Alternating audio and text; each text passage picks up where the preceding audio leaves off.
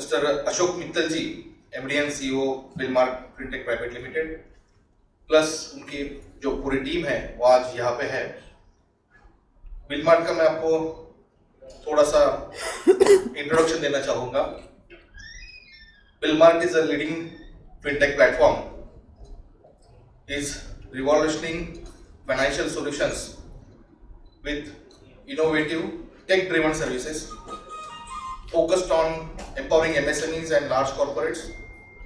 Bill.Mart offer seamless financing solutions like supply chain finance, working capital finance, and other trade finance solutions to optimize cash flow, improve liquidity, and drive sustainable growth. Bill.Mart is committed to transforming traditional financing practices by providing innovation solutions that foster growth, strengthen supply chain, and empower business to thrive in competitive landscape. आज की landscape में अगर आप देखने जाओगे, industrial landscape में देखने जाओगे, आप इनोवेशन है, टेक्नोलॉजी आपके पास है, और ये जो टेक्नोलॉजी प्लेटफॉर्म्स आपके साथ में अगर जुड़ जाते हैं तो आपका जो बिजनेस है वो मल्टीफोल्ड करने के लिए, मल्टीप्लाई करने के लिए आपको काम आ सकता है। और उसी के लिए SME chamber of India and Gujarat industry development association हमेशा साथ रह के, हाथ में हाथ देके इंडस्ट्री के काम करते रहता है। मित्रों, आज जो अपने कीनोट्स एड्रेस करने वाले हैं अशोक मित्तल जी। अशोक मित्तल जी बिलमार्ट के एमडी एंड सीईओ है। पिछले 30 साल का उनका एक्सपीरियंस है capital market, banking, financial services and foreign exchange में। हार्वर्ड बिजनेस स्कूल से एग्जीक्यूटिव प्रोग्राम उन्होंने किया हुआ है, एलुमनी है, गोल्ड मेडलिस्ट है कॉमर्स में, and union bank of India and UCO bank जैसे बैंकों में उन्होंने लीडरशिप रोल किया हुआ है। A thought leader in business media, Mr. Mittal has delivered 200 plus seminars and spoken at forums like FICCI, ASSOCHAM, PhD Chambers, honored by leaders like Pranab Mukherjee and Narendra Modi ji. He authored the FinTech Entrepreneurs Guide, offering valuable insights for the startups. मैं जोरदार तालियों के साथ मित्तल जी का यहाँ पे स्वागत करता हूँ और वो निमंत्रित करता हूँ जो अपना कीनोट एड्रेस दे। एक वर्सटाइल पर्सनालिटी करके हम उनको जानते हैं और उनका जो गाइडेंस है हमेशा हम लेते रहते हैं और मेरे ख्याल से उनका जो एक्सपीरियंस है वो एक्सपीरियंस का फायदा आपको भी हो जाए। और भी मित्तल सर।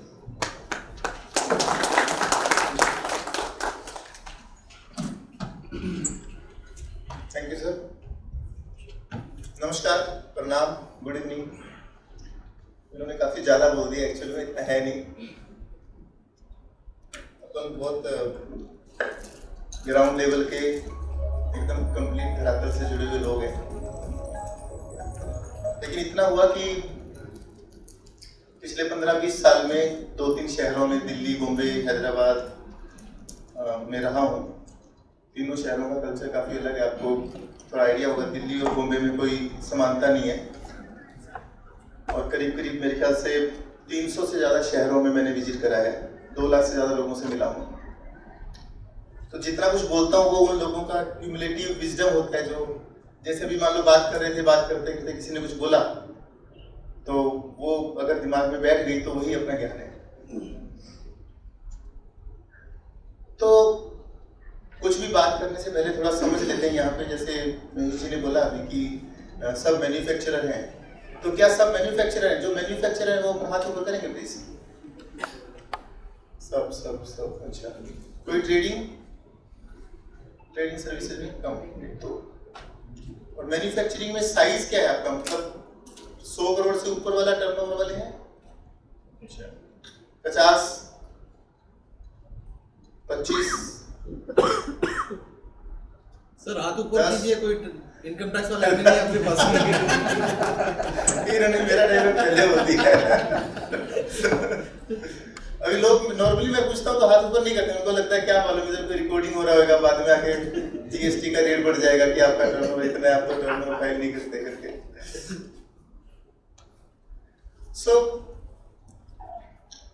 जैसे उन्होंने बताया, मैंने यूको बैंक में, यूनियन बैंक में काम करा है, तो आई नो कि बैंक्स अंडर राइटिंग कैसे करते हैं। और बाद में जब मैं फाइनेंशियल सर्विस में आया, एनबीएफसी कंपनीज देखने लगा, तो वहाँ पे अंडर राइटिंग कैसे करते हैं।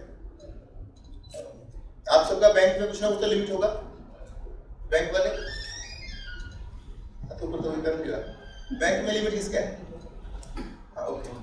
तो बैंक में लिमिट का एक अपना एक सेट प्रोसेस है बैंक का, है ना, कि बैंक में जा रहे हैं, बैंक वाले लोग आएंगे भी यहाँ पे चेक में, तो ज़्यादातर अपन बैंक में जाते हैं, है ना, और मैक्सिमम काम डॉक्यूमेंट से रिलेटेड। आप अपना बैलेंस शीट दे दो, जीएसटीआर दे दो, आईटीआर दे दो, सब कुछ देने के बाद में प्रॉपर्टी के पेपर दे दो, शादी का कार्ड दे दो, बच्चों का दे दो। Like this is how the assessment is done. Not कुछ गलत नहीं है, but this is the standard process. Private financing मतलब जो एनबीएफसी, बड़ी एनबीएफसी, चाहे वो जियो है, पिरामल है, एलएनटी है, आदित्य बिरला है, एनबीएफसी का थोड़ा सा डिफरेंट रहता है कि they try to understand the customer, है ना, they try to understand your cash flow. NBFC वाले आपका मतलब कच्चे में इनकम है तो भी जोड़ लेते हैं, कोई रेंटल इनकम है तो जोड़ लेते हैं, कोई अदर इनकम है तो जोड़ लेते हैं, कोई फैमिली मेंबर की इनकम है तो जोड़ लेते हैं।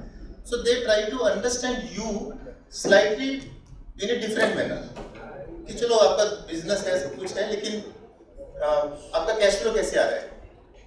आपने शायद थोड़ी ऐसे कभी न्यूज में या स्टोरी पढ़ी होंगी कि अगर आपको नहीं पता तो मैं बताता हूँ कि एक कंपनी ने लोन करा एक सैंडविच बनाने वाले को, जो बीएससी में, बॉम्बे स्टॉक एक्सचेंज के बाहर रोड पे ठेला लगाता है, वो खाली सैंडविच बना के बेचता है। तो एक एनबीएफसी वाले वहां गए, पूरा दिन उधर बैठे रहे, उसने काउंट करा कि कितना प्लेट खाली हो रहा है, राइट। प्लेट का काउंट के बेस पे उसने उसका सेल लगाया, और सेल के बेस पे उसको समझो लोन दिया। और ऐसा भी आया कि बाद में ऐसे आदमी के ऊपर जीएसटी का रेट भी बढ़ गया कि तुम्हारा सेल तो 40 लाख रुपए, 50 लाख रुपए, तुम लोग देते नहीं हो tax. So on a serious note, किसी कस्टमर का वर्थ कैसा है, या उसका क्रेडिट वर्थिनेस कैसा है, या उसका कैश फ्लो कैसा है, या उसका रियल फाइनेंशियल स्टेटस कैसा है, वो एक्चुअल में डॉक्यूमेंट से नहीं पता चलता। एग्री है ना। Documents are documents. मतलब जो हम भी बिजनेस में करते हैं, मान लो प्रोप्राइटरशिप रन कर रहे हैं या पार्टनरशिप है, छोटा है, तो अपना फर्स्ट ऑब्जेक्टिव रहता है कि आप प्रॉफिट कम दिखाओ, खर्चा वर्चा बुक कर लो, तो आपकी books will not show you the real profit. मेरा ऐसा मानना है कि जो लोग 5 लाख से 10 लाख की आईटीआर फाइल करते हैं, वो सारी आईटीआर गलत है। उसमें 2 कैटेगरी के लोग हैं। एक तो वो है जिसकी इनकम बहुत ज्यादा है, 20, 30, 50 लाख है, और 10 लाख की फाइल कर रहा है, राइट।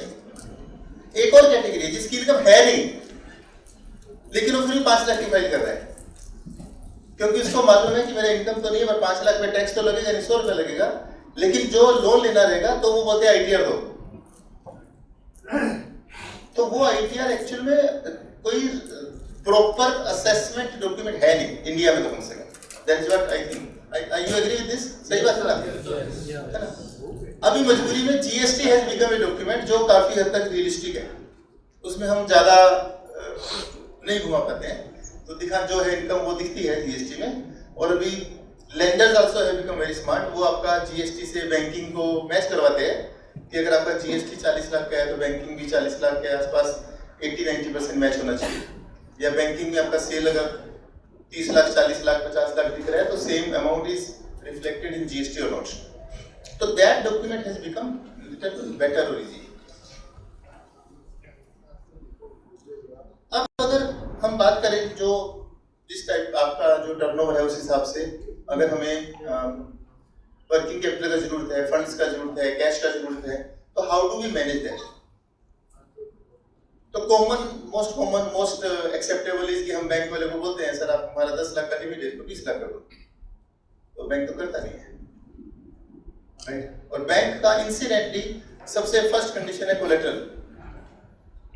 प्रॉपर्टी दे दो, कोलेटरल दे दो, जमीन का कागज दे दो, मकान का कागज दे दो, प्लॉट का कागज दे दो, जो आपका एक और जमीन है वो दे दो, बेटे के नाम से वो भी दे दो, वाइफ के नाम से वो भी दे दो। वाइफ तो देने नहीं देती है।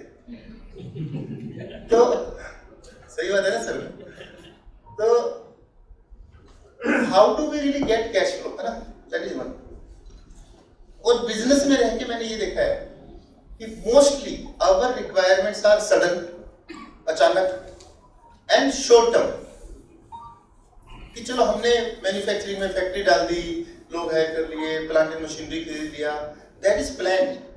कि चलो मेरा प्लांट एंड मशीनरी में 5 करोड़ रुपए लगने वाला है, इसके ऊपर मेरे 100-150 वर्कर लगने वाले हैं। यहाँ पे वो काम होता है ना, जरी वाला, साड़ी में से सिल्वर निकालते करके। तो वी नो दैट राइट, कि मेरा क्रेडिट साइकिल 90 डेज है, that is planned. But always in business there is uncertainty, कि हमें सडनली पैसे की जरूरत पड़ती है, अचानक पड़ती है, राइट? और वो शॉर्ट टर्म होती है, मेरे को 1 महीने के लिए चाहिए, 2 महीने के लिए चाहिए, 3 महीने के लिए चाहिए, मतलब typically not more than 5-6 month. तो अभी हम क्या करते हैं, इधर उधर से फोन करते हैं और ले लेते हैं पैसे किसी नेक्स्ट से। But this cash flow requirement which is sudden and which is short term can be sorted out. इसका सोल्यूशन है, और वो सोल्यूशन है जिसको अपने अभी बोलते हैं supply chain finance. Supply chain finance क्या है? बेसिकली कि जो भी आपकी सप्लाईज है, चाहे आप सप्लाई कर रहे हैं which means you are selling the goods, या तो आप सप्लाई ले रहे हैं which is you are buying the goods, ये दो तरीके की चीज है अपने पास। तो जो हम बाई कर रहे हैं, we are buying from different vendors. अगर आपकी फैक्ट्री है तो उसमें सप्लाई करने वाले अलग अलग लोग हैं। प्लांट एंड मशीनरी अलग आदमी सप्लाई कर रहा है, उसकी डे टू डे पे कुछ ऑयल या कुछ ऐसी चाहिए तो वो दूसरा आदमी कर रहा है, उसका रॉ मटेरियल तीसरा आदमी कर रहा है, right? So that you have different, मेरे ख्याल से हर किसी में कम से कम 10 वेंडर हो गए, and you are selling to समझो होलसेलर या रिटेलर या डीलरशिप के थ्रू। अगर आपका ब्रांड है तो आप डीलरशिप के थ्रू बेच रहे हो, तो 2000 people to whom you are selling. MSME वालों को अगर आप बैंक में जाएंगे या इवन एनबीएफसीज में जाएंगे तो ये जो अप्रूवल प्रोसेस है दैट इटसेल्फ इज टिपिकली 1 से 2 महीने, कभी तो उससे भी ज्यादा 3 महीने भी लग जाते हैं। आप अपनी प्रोविजनल बैलेंस शीट दो तब होगा काम करेंगे से। तो ये तो चलो थ्योरेटिकल बात है, इसमें कुछ खास बात नहीं है। तो जितना भी ये सब हम बिजनेस कर रहे हैं, मैन्युफैक्चरिंग वाला या सर्विसेज में या ट्रेडिंग में, वहाँ पे जो कैश फ्लो का गैप आ रहा है, इसको जल्दी से कोई फुलफिल नहीं कर पाता है। तो इसके लिए वैसे तो काफ़ी सारे प्रोडक्ट हैं, बट 2 प्रोडक्ट मेन रहते हैं जिनको हम बोलते हैं या तो परचेज बिल का डिस्काउंटिंग या तो सेल बिल का डिस्काउंटिंग, या तो हम बोलते हैं वेंडर फाइनेंसिंग, कि आपका जो वेंडर है वो आपको जो माल दे रहा है, तो सीडी तो सबसे अच्छा है, कैश डिस्काउंट। तो अगर आपको जो माल दे रहे हैं उस माल को देने में आप पेमेंट कर रहे हो उसको समझो 60 डेज के बाद में, राइट? उसको पैसा चाहिए अभी, तो आप ऐसा बोल सकते हो कि भाई आपको मेरे को 2%, 3%, 5% काट के दोगे तो मैं आपको इमीडिएटली पैसा दे दूंगा, लेकिन अपने पास तो नहीं होता है। तो we can get this funding done through some financer, bank of the NBFC, और बैंक में private bank, PSU bank, old private sector, new private sector, जो मर्जी बैंक, और एनबीएफसी कंपनी। नॉर्मली जो बैंक का ब्याज रहेगा that will be lesser than the CD you get. आप ये बात थोड़ा सब बिजनेसमैन लोग समझ जाएंगे ना, कि आपने तो उसको बोला कि मैं ये 2 महीने वाला पेमेंट आपको अभी करवाता हूँ या करता हूँ, तो मुझे आप डिस्काउंट दे दो, तो कितना डिस्काउंट दे देगा समझो? फॉर एग्जाम्पल 5% डिस्काउंट दे देगा। 5% का डिस्काउंट दिया तो आपका 2 महीने का ब्याज लग रहा है समझो 2.5% या 3%, तो यू स्टिल सेव अप 2%, मतलब आपको एक तरीके से बेनिफिट भी हो रहा है, प्लस उस बेनिफिट के साथ साथ में आपका इमीडिएट कैश फ्लो भी मैच हो रहा है सामने वाले। सिमिलरली अगर आप माल बेच रहे आगे और आप डीलर को बोलोगे तुरंत पेमेंट कर दो, वो तो नहीं करेगा, वो बोलेगा बिकेगा तब दूंगा माल, राइट? और मैंने काफी सारे ऐसे जो if I can call them regional manufacturer है ना, बड़ा ब्रांड है जो कोई इलेक्ट्रॉनिक आइटम में हेवल्स होगा या उषा होगा या फिलिप्स होगा, उसको छोड़ देते हैं, अपना लोकल फैन में इलेक्ट्रिकल आइटम बनाते हैं। उनका तो मैंने देखा कि वो माल पहुंचा देते हैं डीलर के पास, फिर डीलर बोलता है जब बिक जाएगा तभी मैं आपको पेमेंट करूंगा, which means it is very uncertain. तो अगर हम बोलेंगे आप हमको पेमेंट अभी कर दो, 2-3 महीने का जो गैप है उसका डिस्काउंट ले लो हमसे, जो कि हम दे देते हैं तो भी वो वर्कआउट कर सकते हैं. So this helps both the sides to meet the immediate fund requirement. और ये सारा हम चाहते हैं, आप चाहते हो कि मेरे को एक्स्ट्रा कोई कोलेटरल नहीं देना पड़े, क्योंकि अपने पास बचता ही नहीं है बैंक से लेने के बाद.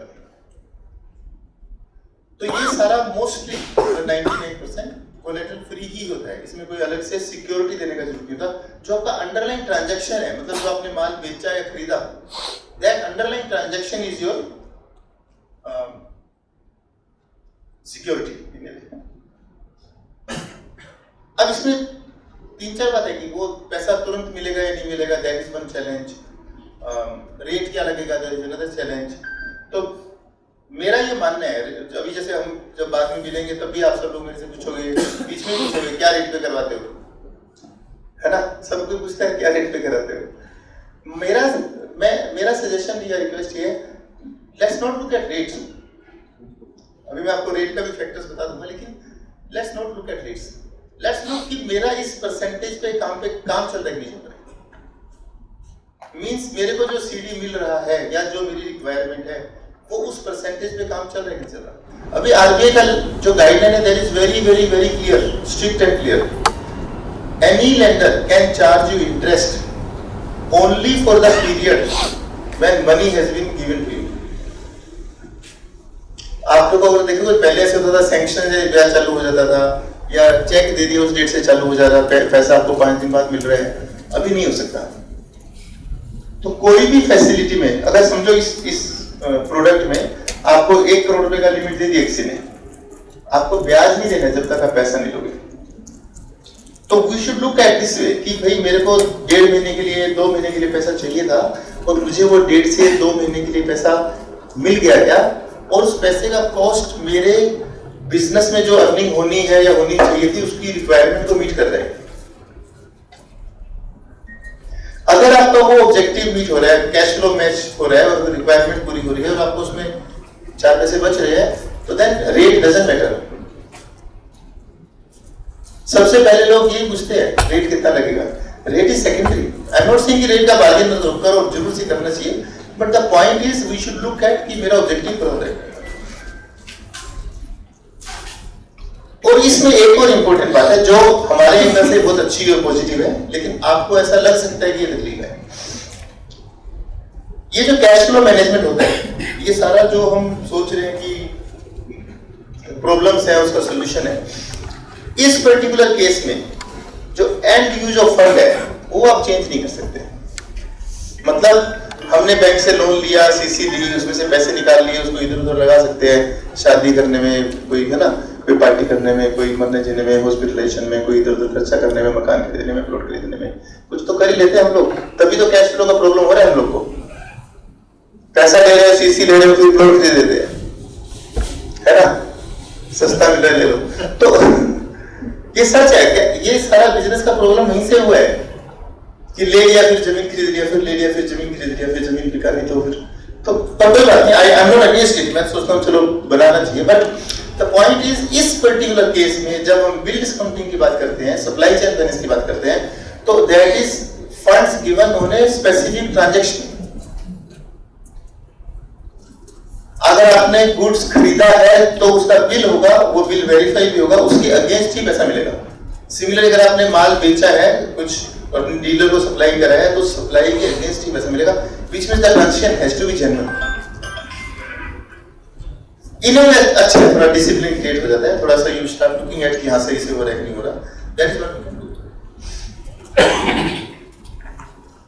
ऐसे ये मैं स्लाइड क्यों रखता हूँ आपको बताता हूँ. इसका मतलब मेरा कोई गवर्नमेंट स्कीम्स को प्रमोट करने का इरादा नहीं है, but I know how much difficult it is to take loan under government schemes, है ना. आपको अगर पढ़ने में आ रहा है तो आपने कितने लोगों ने सीजीटी एमएसएमई लिया हुआ है? 1 2 3 बस देख लो, इतने कम. राइट. ऐसा नहीं कि वो कोई गलत चीज लेने को, बट उसका प्रोसेस, उसकी कॉस्टिंग, यू विल एनालाइज कि भाई मेरे को लेना चाहिए कि नहीं लेना चाहिए, मेरा एक्चुअल में डिफॉल्ट इतना हो रहा है कि नहीं हो रहा, फिर उसका प्रोसेस भी है, डॉक्यूमेंटेशन भी है, फिर दे विल से कि you have to cover entire transaction. तो काफी सारी चीज है इसके साथ आप सोचते हो. स्टैंड अप स्टार्टअप में तो कोई से बहुत सारे लोग कम लेते हैं, इमरजेंसी डेडलाइन भी उसके टाइम। मुद्रा योजना में भी बहुत स्मॉल अमाउंट मिलता है। मुद्रा योजना में कितने लोगों ने पैसे लिए हैं? मेरे ख्याल से बहुत कम होगा, बहुत कम होगा। हाँ देखो, तो there are lot of government schemes but they are not fit for our size. मान लो 10 लाख रुपए मिल रहा है, आपने सोचा 10 लाख तो मैं भाई साहब को फोन करके मंगा ही लेता हूँ ऐसे फोन पे। सो द पॉइंट इज कि वो स्कीम है बट वो शायद कभी एग्जैक्ट मैच नहीं होते। जैसे मान लो दूसरा एग्जांपल एनबीएफसी का देता हूँ। एनबीएफसी कंपनीज है, गवर्नमेंट ने स्कीम चलाई कोरोना के दौरान भी 2020 में कि ना गवर्नमेंट इन सब एनबीएफसी को पैसे देगी, और उसमें कंडीशन था कि आपका रेटिंग होना चाहिए BBB+। तो जो बड़ी कंपनियां थी उनको पैसा मिल गया, जो छोटी थी उनको मिला ही नहीं। सेम चीज आई थिंक यहाँ भी हुआ कोरोना के टाइम पे, इफ यू रिमेंबर कि एक्स्ट्रा पैसे दिया जाएगा ना, एक्स्ट्रा 20% ऑफ द लिमिट सबको पैसा मिलेगा। सबको मिला? सबको नहीं मिला रे, हाँ एक बस तो 2-3 लोग, मतलब आप समझो 50 लोग में से 5 लोग मान लेते हैं, तो हालांकि 2 या लगते हुए। So there are lot of schemes, but actually because of terms, conditions, policies, processes, our own knowledge, awareness, हम उसको पूरी तरह से फायदा ले नहीं सकते हैं। या कभी ऐसा भी होता है, वो स्कीम है, बोलेगा अच्छा आपको इसके लिए अहमदाबाद जाकर करना पड़ेगा, इसके लिए आपको इधर आना पड़ेगा, तो हम नहीं कर पाते। So there are schemes, but maybe they are not fitting into our criteria. हमारा जो टर्नओवर है, हमारा जो साइज है, उसके हिसाब से वो शायद फिट हो नहीं रहा है।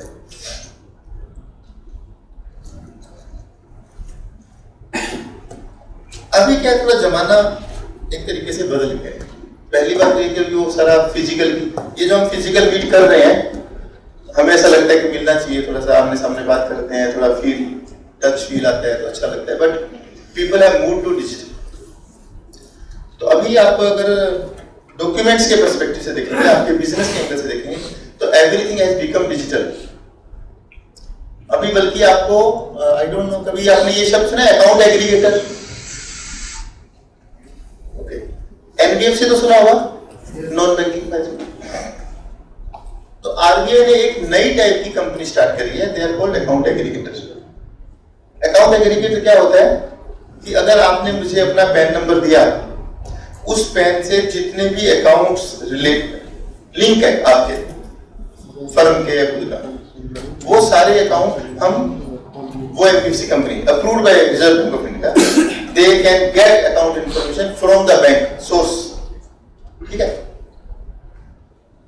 based on the consent। ऐसा नहीं कि कोई मर्जी पैन नंबर होगा तो ले लेगा, नो नो, ऐसा नहीं है। तो पूरा प्रोसेस है, सेफ एंड सिक्योर प्रोसेस है। बट मैं आपसे क्या बोलना चाह रहा हूँ कि अगर आपने अकाउंट एग्रीगेटर के थ्रू अपना कंसेंट दिया कि मैं ये बैंक को या एनबीएफसी कंपनी को मेरे ये बैंक, जो भी आप चूज करोगे, मान लो 10 अकाउंट है, बोलोगे ये 3 अकाउंट एक्सेस करने का परमिशन देता हूँ, तो आपको अपना बैंक स्टेटमेंट डाउनलोड करना, अपलोड करना जरूरी नहीं है। मतलब आपका बैंक स्टेटमेंट सामने वाला लेंडर आपकी सिर्फ कंसेंट के बेस पे डाउनलोड कर सकता है, उसको एनालाइज भी कर सकता है। इतना डिजिटलाइजेशन हो चुका है, इतना डिजिटलाइजेशन हो चुका है। ऐसे ही मान लो अपने जो अभी आजकल ओटीपी, हालांकि OTP is very risky thing है वैसे, बट स्टिल ओटीपी बेस पे आपका जीएसटीआर बिल ले सकते हैं। तो आपको अभी डॉक्यूमेंट्स को डाउनलोड करना है, प्रिंट करना है, स्कैन करना है, उसके ऊपर स्टैंप लगा के साइन करना है, वो सारी चीजें काफी पीछे चली गई है।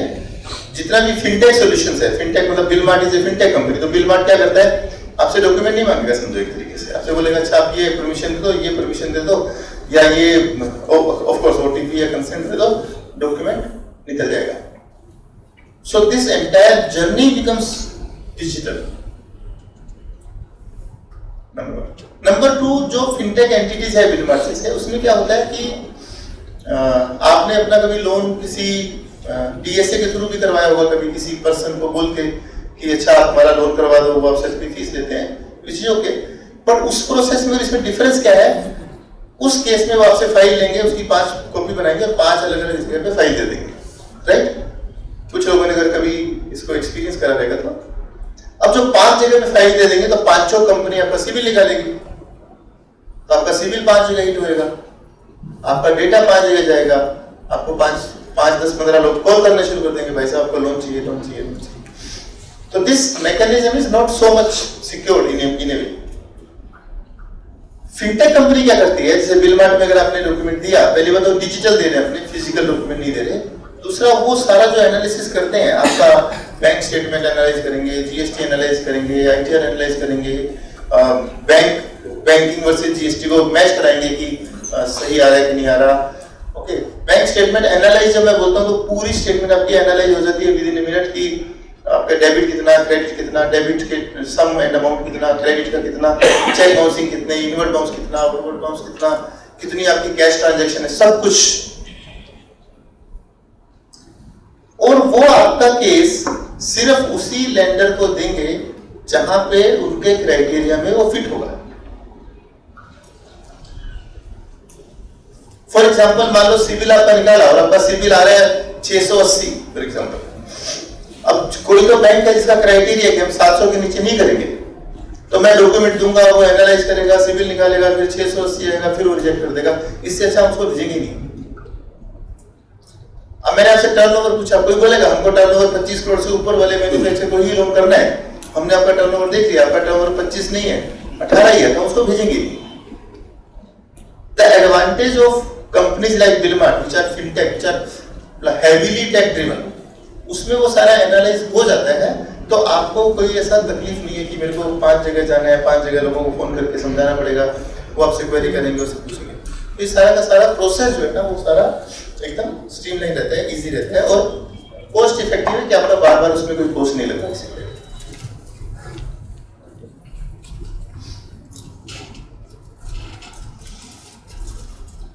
थोड़ा सा मैं आपको ऐसे बिल मार्ट के बारे में बता देता हूँ, फिर इसके जो प्रोडक्ट है हमारे उसके बारे में आपसे बात कर लेंगे।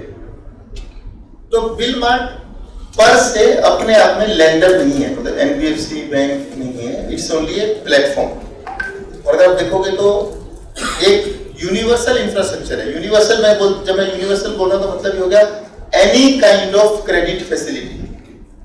चाहे आपको लोन लेना है, ओडी, सीसी, ये सप्लाई चेन का कोई भी product, bill, purchase bill, sale bill, vendor, dealer, cash flow based funding, right, future cash flow based funding, कोई आपके कल को आपको कस्टमाइज्ड प्रोडक्ट बनाना है कि हमें हमारे एम्प्लॉइज के लिए ऐसे करके लोन देना है, उसका कोई any customised product. So it's a universal platform. तो एक तरीके से मार्केट प्लेस है। मार्केट प्लेस का मतलब क्या होता है, जैसे अपने अमेजन, फ्लिपकार्ट, कोई भी मार्केट प्लेस है, वी आर मार्केट प्लेस। तो एक तरफ हमारे पास मान लो आपने अपने एप्लीकेशन दिया, तो यू आर ए बोरोवर और एप्लीकेंट कि भाई मुझे ये पर्टिकुलर फैसिलिटी चाहिए, आप रेटेड है, अनरेटेड है, जो अपने एमएसएमई का कैटेगराइजेशन है, टर्नओवर के बेस पे, कैपिटल के बेस पे, प्लांट मशीनरी के बेस पे। और दूसरी तरफ अपने हमारे पास में करीब 35 या 40 बैंक्स और एनबीएफसी मैप्ड है। तो जब आपका डॉक्यूमेंट आता है हमारे पास में, तो ऑटोमेटिक पूरा प्रोसेस रन होता है। उस ऑटोमेटिक प्रोसेस रन में वी गेट, वैसे तो हमारी टीम है तो उनको भी आइडिया लग जाता है, बट स्टिल उस ऑटोमेटिक प्रोसेस में सिस्टम विल से कि हाँ इनका हो सकता है या नहीं हो सकता, नंबर 1। नंबर 2, अगर हो सकता है तो कहाँ हो सकता है, तो कौन से बैंक या फाइनेंशियल इंस्टीट्यूशन से इनको क्रेडिट फैसिलिटी एक तरीके से मिल सकती है। और जो सामने लेंडर है ना, उनके साथ में भी ये जो प्रोसेस है पूरा, ये एक तरीके से डिजिटल है। हो सकता है जब आपका सब सैंक्शन हो जाएगा, अप्रूव हो जाएगा, तो वो पर्टिकुलर बैंक का प्रोसेस ऑफलाइन भी हो सकता है, but at least till that time आपका प्रोसेस डिजिटल है। ये बिल मार्ट का एक सिंगल थॉट है, this is how bill mart is built. मतलब पूरा का पूरा फिनटेक। अब आपको अगर आपने कुछ भी अप्लाई करना है तो आपको कुछ नहीं करना, लॉगिन करो, डॉक्यूमेंट्स अपलोड कर दो, उसके बाद आंसर करो, बस आपको फॉलो अप नहीं करना है, सब कुछ अपने आप करना आता रहेगा। ये थोड़ा टीम के बारे में इसलिए बता रहा हूँ so that you know that कौन है लोग, मतलब that is also very important, क्योंकि आप अगर अपना डॉक्यूमेंट शेयर कर रहे हो किसी के साथ में तो आपको उन लोगों के बारे में पता होना जरूरी है। तो मिस्टर एस रवि है, चार्टर्ड अकाउंटेंट है, इनकी काफी बड़ी फर्म है दिल्ली में, ये है, और ये आदित्य बिरला के बोर्ड पे है, ये बीएससी के चेयरमैन रहे हुए हैं, और मेरे ख्याल से इनके पास में कुछ 10,000 टाइप क्लाइंट हैं, तो काफी अच्छा इनका नेटवर्क करने में। ये हमारे चेयरमैन है। ये जैनब बोला जी, ये हमारे सीटीओ है, को फाउंडर एंड सीटीओ। इन्होंने एक्सचेंज लेवल की टेक्नोलॉजी बनाई हुई है, तो जो पूरा ये प्लेटफॉर्म है एक तरीके से जैसे एक्सचेंज है NSE, BSE, MCX, उस तरीके से एक्सचेंज की टेक्नोलॉजी पे ये काम करते हैं, तो उनका अंडरस्टैंडिंग और नॉलेज वैसा है। और अभी खास तौर पे जो नए रेगुलेशन आए हैं कि किसी कस्टमर का डेटा लीक नहीं होना चाहिए, किसी को शेयर नहीं होना चाहिए, पर्सनल डेटा की प्राइवेसी मेंटेन रहनी चाहिए, तो उसका इनको अच्छा बढ़िया स्ट्रॉन्ग एक्सपीरियंस और नॉलेज है। और संदीप जी हैं जो चार्टर्ड अकाउंटेंट हैं, और इनको भी IT ऑडिट्स का अच्छा बढ़िया एक्सपीरियंस है। तो ये टीम है जो मैनेज करती है सारे। काफी सारे प्रोडक्ट हैं, जैसे मैंने अभी थोड़ी देर पहले बताया था। सप्लाई चेन के अलावा भी प्रोडक्ट्स हैं, जैसे क्रेडिट लाइन का, ग्रीन एनर्जी, मतलब कोई सोलर के बड़े लोन की जरूरत है, या इलेक्ट्रिक व्हीकल्स में EV की जरूरत है, तो इस टाइप के काफी सारे प्रोडक्ट बिलमार्ट में बने हुए हैं। जैसे मैंने बोला 40 ये सब लेंडर्स हैं, अगर आप देखोगे तो Aditya Birla, Poonawalla, Unity small finance bank, IIFL, सिंहैंड, Adani, Mahindra, Hero, Yes bank, Bajaj, SVC, काफी सारे 40 अच्छे लेंडर्स हैं और वर्सेटाइल है। मतलब किसी का टिकट से 2 करोड़ है, किसी का 5 करोड़ है, किसी का 100 करोड़ रुपये है, किसी का रेट 10% है, किसी का रेट 18% भी है। तो डिपेंडिंग ऑन योर एलिजिबिलिटी कि हाँ मेरे को किस टाइप की रिक्वायरमेंट है, राइट। तो आपको 25 जन के पास नहीं जाना है, दैट इज द ब्यूटी। आपको 25 जन को जाना छोड़ो, डॉक्यूमेंट भी नहीं देना है। वी विल डिसाइड कि आपने अगर एक बार दिया, in fact we will also not decide, system will decide. Data वहां जाएगा, वो देख लेंगे अपने आप से, देख लेंगे और उसके बाद में अपने आप से एनालाइज होके बन जाएगा कि हाँ अच्छा इनका प्रॉफिट ऐसा है, कैपिटल साइज पूरा है, तो ये वाला केस महिंद्रा में सेट बैठता है तो वहां भेज दो। वो लोग भी, ये लोग भी हमारे सिस्टम पे है दूसरी, तो उनको भी दिखता है। जब हम ओके बोलते हैं तो उनको भी दिखता है हाँ ये हमारे पास एप्लीकेशन आई हुई है, इसका ये मेन जो हेडलाइन नंबर्स है वो हेडलाइन नंबर्स उनको दिख जाते हैं और उनको लगता है कि हाँ ये हेडलाइन नंबर सही है, तो हम इसको देख सकते हैं। देन दे विल से हाँ चलो हमें इनका और डेटा चाहिए, इंफॉर्मेशन चाहिए, हमें इनको विजिट करना है, PD करनी है, या कॉल करनी है, या वीडियो कॉल करनी है, इनसे बात करके समझना है क्या है, तो देन दैट प्रोसेस स्टार्ट्स। ये काफी सारे वेंडर्स हैं। ये इसका मोटा सा प्रोसेस है कि एक तरफ बिजनेस है जो हमारे पास कॉर्पोरेट हैं, MSME, B2B वाले हैं, फ्रेंचाइजी हैं, और उधर बैंक, NBFC है। जैसे ये पास लिखा हो तो ऐसे दो जो लेंडर हैं जो लोन देते हैं वो भी कुछ लोग ऐसे हैं जिनका अपना सिस्टम है, मतलब सॉफ्टवेयर सिस्टम, कुछ लोग हमारे सिस्टम पे ही काम करते हैं। तो मान लीजिए कोई यहाँ पे राजकोट सहकारी बैंक है मान लेते हैं उनके लिए, और वो आपको करना चाहते हैं फैसिलिटी, और उनके पास में पूरा ये टेक्नोलॉजी सिस्टम नहीं है। जैसे वो एक पहले आपने देखा रहेगा SVC, तो दे यूज अवर सिस्टम होती है कि चलो हम सब कुछ यहीं पे कर लेंगे, तो वैसा फैसिलिटी भी हम प्रोवाइड कराते हैं क्योंकि हमारे पास कुछ बना हुआ है। और ये आपका KYC का डेटा वगैरह, क्रेडिट डेटा सब लेके NACH सब कुछ डॉक्यूमेंट्स हो गए। और जो वर्कफ्लो है, वर्कफ्लो का मतलब हुआ कि अगर आपने अपन बात करें इनवॉइस है ना, मान लो आपकी लिमिट है 1 करोड़ रुपए और आपने 6 लाख रुपए का एक इनवॉइस डिस्काउंट करा, फिर एक 5 लाख का करा, फिर एक 5 लाख का करा, तो each invoice voice you can see कि वो कब डिस्काउंट हुआ था, उसकी ड्यू डेट क्या है, उसका ब्याज कितना बनता है, मैं अभी पे करूंगा तो कितना बनता है, बाई चांस ओवरड्यू हो गया तो ओवरड्यू हो गया, तो सारी रिपोर्ट आपको डैशबोर्ड पे दिखेगी यूजर को। सेम में जो लेंडर है उसको भी पूरी डिटेल दिखती है, प्री पेमेंट, MIS, तो आपको जो डेटा चाहिए वो सारा इसके अंदर दिखता है।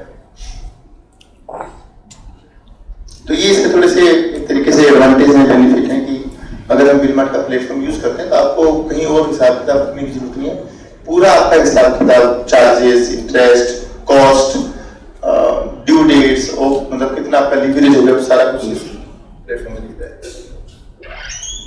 सारा का सारा डेटा कंप्लीटली सिक्योर है, कोई इसमें लीकेज की चांस नहीं है। जैसे मैंने बताया वो जैनम वोरा जी काफी स्ट्रिक्ट है इस मामले में कि आपका पूरा डेटा सेफ रहना चाहिए, सिक्योर रहना चाहिए, एनक्रिप्टेड रहना चाहिए, और काफी सारा उसमें AI का यूज होता है।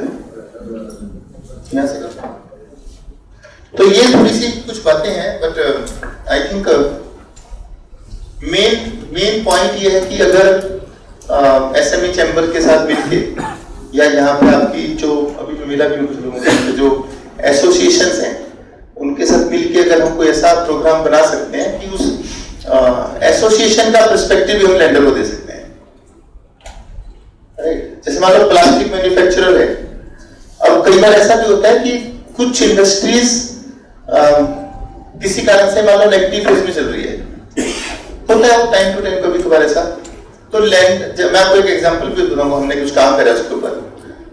तो नॉर्मली इंडस्ट्री में ऐसा होता है कि ये पर्टिकुलर इंडस्ट्री पे हम फाइनेंस नहीं करेंगे, राइट? जैसे वो सूरत वगैरह को देखते हुए बीच में सूरत में डिफॉल्ट हो गए तो बोले कि टेक्सटाइल इंडस्ट्री अच्छा नहीं है, टेक्सटाइल में फाइनेंस नहीं करेंगे। बट विद इन दैट अगर हम कुछ ऐसा डिस्कस कर सकते हैं कि ये पर्टिकुलर इंडस्ट्री में ये बेनिफिट है, या बहुत सारी एसोसिएशन का अपना एक इंटरनल प्रोसेस है विच इज स्ट्रॉन्गर, जिसमें वो अपने मेंबर्स को गाइड मोटिवेट करते हैं, या आई विल से कंट्रोल करते हैं, थोड़ा स्ट्रिक्टली कंट्रोल करते हैं कि भैया तुम डिफॉल्ट करोगे तो हम तुमसे धंधा ही नहीं करेंगे।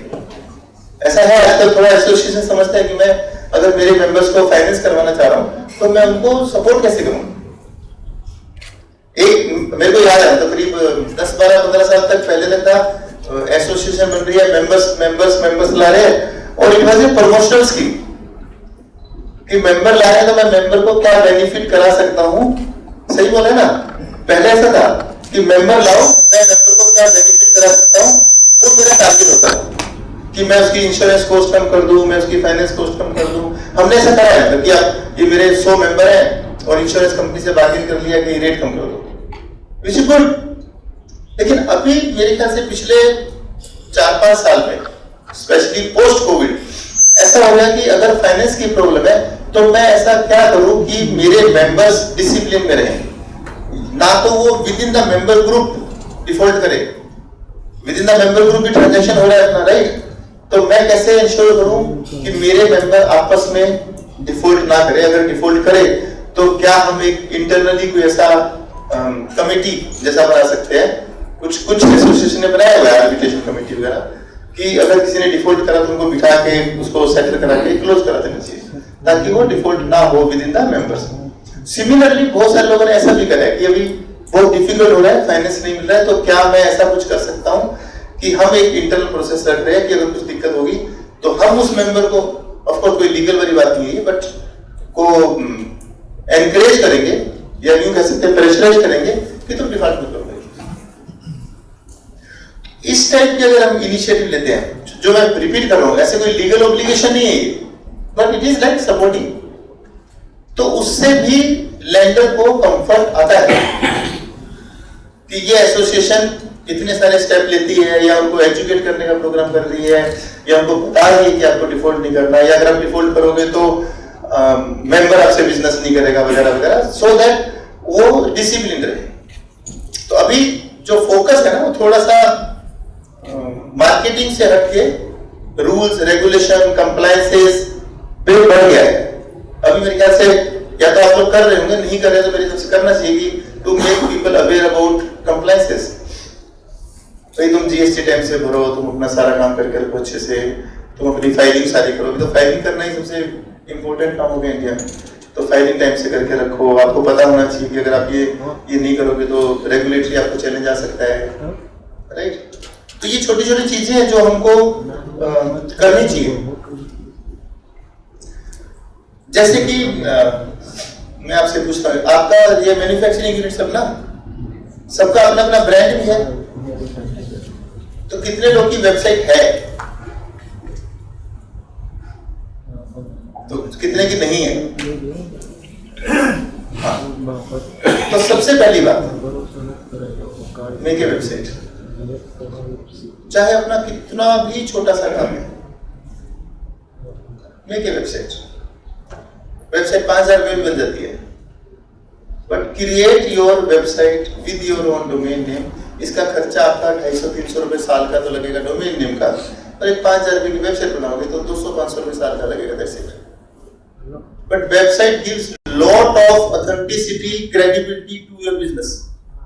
ये कभी कभी अपने को लगता नहीं है, राइट ना? लगता नहीं है कि छोड़ना है, मेरा बिक रहा है, मान लो ऐसे बिक रहा है, बिक रहा होगा, आप मोनोपोली वाले में भी होंगे शायद, but it's a very important tool.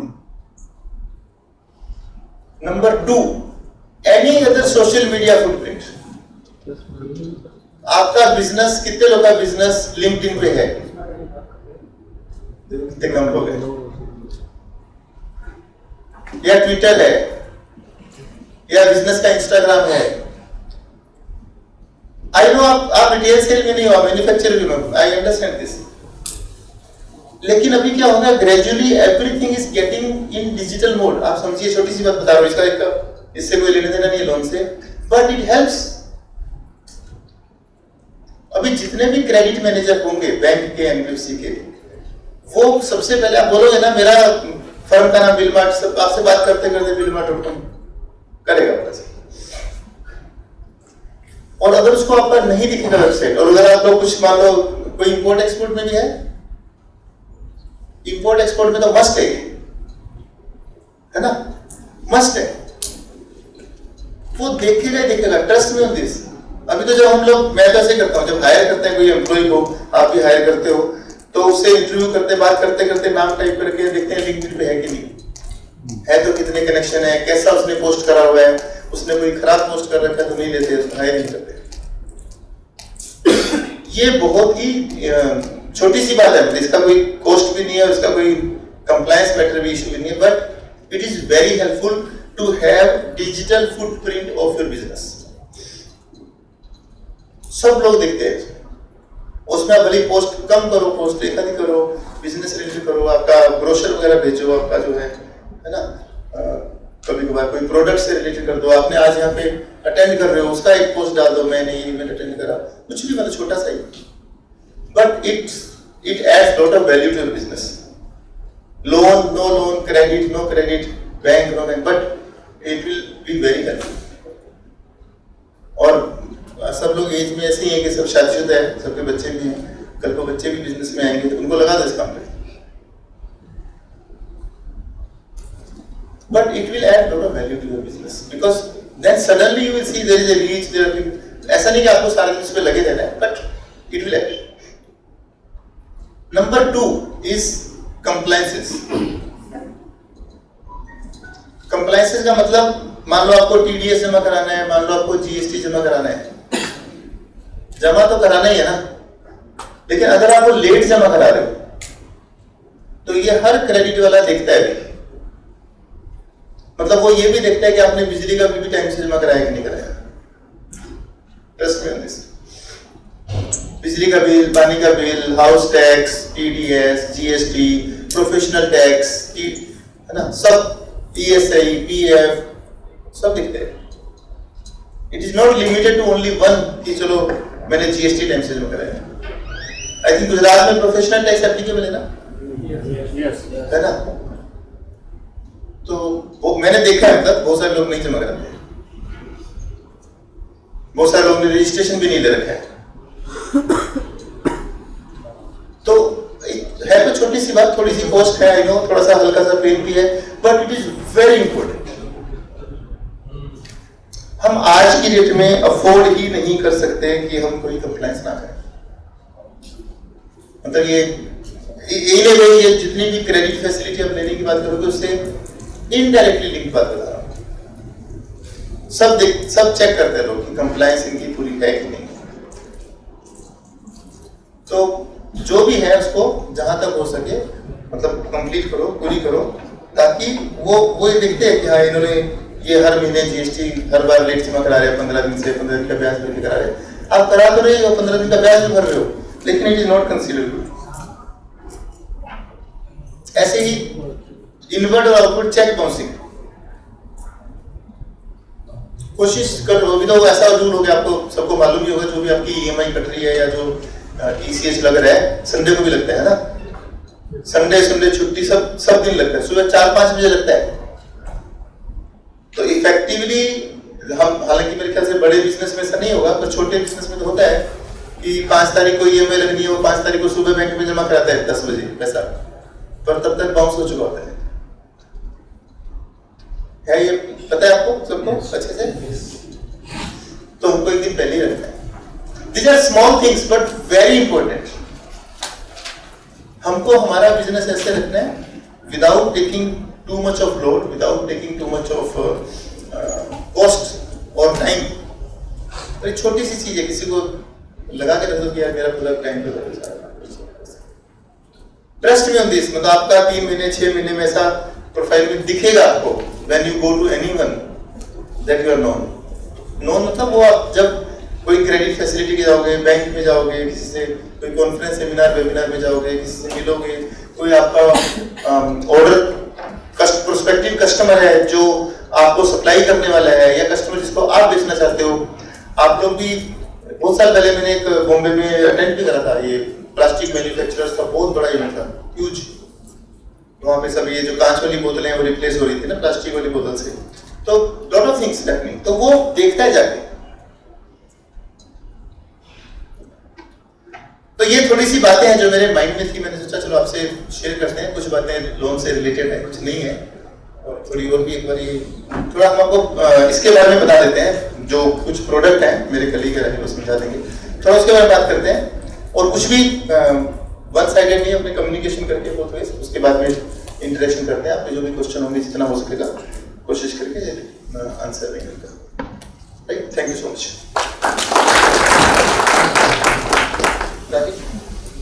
Rahil मेरे कलीग है, राहिल बोरा, प्रोडक्ट हेड है बिलमार्ट में। तो जो मैंने ये 4-5 प्रोडक्ट बताए हैं उनको थोड़ा ब्रीफ कर देंगे कि कौन सा प्रोडक्ट कैसे काम करता है, क्योंकि जो हम टर्मिनोलॉजी यूज कर रहे हैं उसको उसका मतलब क्या है, मतलब इसमें खासतौर पे कौन बोरोवर है, कौन बोरोवर नहीं है, कौन गारंटर है, किसमें आपकी रिस्पॉन्सिबिलिटी है, किसमें नहीं है, थोड़ा सा राहिल एक्सप्लेन कर देंगे। फिर अपना और रहेगा तो अपनी बातचीत कर लेंगे।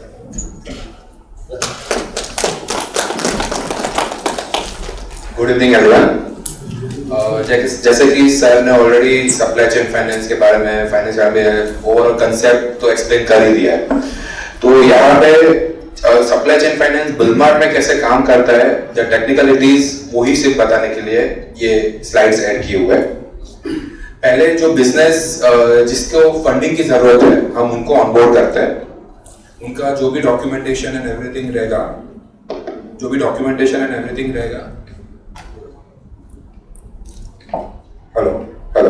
उनका जो भी डॉक्यूमेंटेशन एंड डेटा सबमिशन रहेगा वो डिजिटली हमारे प्लेटफॉर्म पे उनको रजिस्टर करना रहेगा एंड सबमिट करना रहेगा। Once the business is onboarded, बाद में हम उनके डीलर्स और वेंडर्स उनका रजिस्ट्रेशन करवाते हैं। उनका data submission, consent and documents जो भी रिक्वायर्ड होंगे वो सबमिट होंगे प्लेटफॉर्म पे। फिर एंकर के क्रेडिट वर्जिनेस डेटा के हिसाब से उनकी एक ओवरऑल लिमिट सेट होगी प्लेटफॉर्म पे। जो भी फाइनेंसर के साथ वो शॉर्टलिस्ट किए जाएंगे उनकी एक ओवरऑल लिमिट सेट होगी, एंड साथ ही साथ उनके वेंडर या तो उनके डीलर के साथ एक पेयर लिमिट सेट होगी प्लेटफॉर्म पे। जो भी फाइनेंसर सैंक्शन देना चाहते हैं कि जो भी क्राइटेरिया से मैच होता है अकॉर्डिंगली वो फाइनेंसर उनका लिमिट सेट करेंगे प्लेटफॉर्म पे। सो ये हुआ पोस्ट प्री ट्रांजैक्शन प्रोसेस, जहाँ पे आपकी लिमिट सेट हो रही है, आपकी इंटरेस्ट रेट सेट हो रहे हैं, जो भी टर्म्स एंड कंडीशंस रहेंगे वो सेट होंगे। एक बार सैंक्शन लिमिट हो जाता है उसके बाद ट्रांजैक्शन का प्रोसेस स्टार्ट होता है। सो बेसिकली हमने जितना काम किया है, जो भी टाइम लगता है फॉर, जो भी बिजनेस को टाइम लगता है फॉर अप्रूवल, सिर्फ ये प्रोसेस में लगता है, एंड वो भी हार्डली 2 वीक का या एवरेज 1 to 2 वीक का टाइम लगता है ज्यादा से ज्यादा, क्योंकि वो फाइनेंसर के पास जाता है, फाइनेंसर भी थोड़ा इवेल्युएट करता है, डेटा पॉइंट्स चेक करता है, इंटरेस्ट रेट देता है। वंस सैंक्शन इज गिवन उसके बाद ट्रांजैक्शन हो जाता है, जो एट अ टाइम मतलब इंस्टेंटली होता है। उसमें आप सिर्फ बिलमार्ट प्लेटफॉर्म पे आओगे, आपके जो भी इनवॉइस के अगेंस्ट आपको फाइनेंस चाहे रहेंगे वो अपलोड करोगे, उसके रिलेटेड जो भी डिटेल्स रहेंगे जैसे कि इनवॉइस नंबर है, इनवॉइस अमाउंट है, वो प्लेटफॉर्म पे फीड करोगे, एंड वो फाइनेंसर को रियल टाइम बेसिस पे अप्रूवल के लिए चला जाएगा। फाइनेंसर हमारे प्लेटफॉर्म पे वो इनवॉइस वेरीफाई करेंगे, डिटेल्स वेरीफाई करेंगे एंड इनवॉइस अप्रूव करेंगे, एंड उसी दिन वो फाइनेंसर डिस्बर्समेंट करेंगे। कुछ सिनेरियो में जहाँ पे कुछ शायद से टाइम ओवर हो गया कि ड्यू डेट के बाद, ड्यू टाइम के बाद चला गया, तो नेक्स्ट डे पे भी डिस्बर्समेंट हो जाता है। सो इट्स लाइक T+1 और T day itself disbursement, and according to the sanction limit जो टेन्योर रहेगा कि आफ्टर 60 डेज या 90 डेज जो भी रहेगा वहां पे तभी रीपेमेंट करना रहेगा to the financer bank account. So this is overall supply chain finance का process on the Billmart platform. So in supply chain finance we have multiple products, जैसे कि most relevant जो यहाँ पे आप सभी को रहेगा कि purchase invoice discounting। Purchase invoice discounting as a customer, अगर आप किसी सप्लायर से माल लेते हो तो वो जो ट्रेड पेएबल इनवॉइस रहता है उनके अगेंस्ट आप फाइनेंस करवाते हो। सो आप एज अ कस्टमर आप बॉरोवर बनोगे, इसमें सप्लायर आपका वेंडर का कुछ रोल नहीं रहेगा। Is just coming on the platform जहां पे वो सिर्फ कंफर्मेशन दे रहा है यस कि ये ट्रांजैक्शन हुआ है। उनका कुछ क्रेडिट वर्दीनेस नहीं दिखा जाएगा, उनको कुछ गारंटी नहीं देनी रहेगी, कुछ नहीं। Everything is done on the आपके analysis on your credit worthiness. So ये है परचेस इनवॉइस डिस्काउंटिंग, जहां पे आपके ट्रेड पेएबल्स के अगेंस्ट फाइनेंस होता है। Next is sales bill discounting. Sales bill discounting में आप अगर आप माल किसी को बेच रहे हो, गुड्स किसी को बेच रहे हो एंड आपके सेल्स बिल पे अगर आपको फाइनेंस चाहिए तो as a vendor as a supplier आप बॉरोवर बनते हो एंड सामने जो बायर है उनको सिर्फ ट्रेड कंफर्मेशन देना है कि यस मैंने ये प्रोडक्ट परचेज किया हुआ है, ये सप्लायर से। सो एज अ सप्लायर आपकी क्रेडिट वर्दीनेस चेक की जाएगी, एज आप बॉरोवर बनोगे और आप जो भी रेट्स वगैरह एंड सैंक्शन लिमिट होगी that will be according to your credit worthiness and data. So ये दोनों चीज में जो भी फाइनेंस हो रहा है दैट्स ऑन द इनवॉइस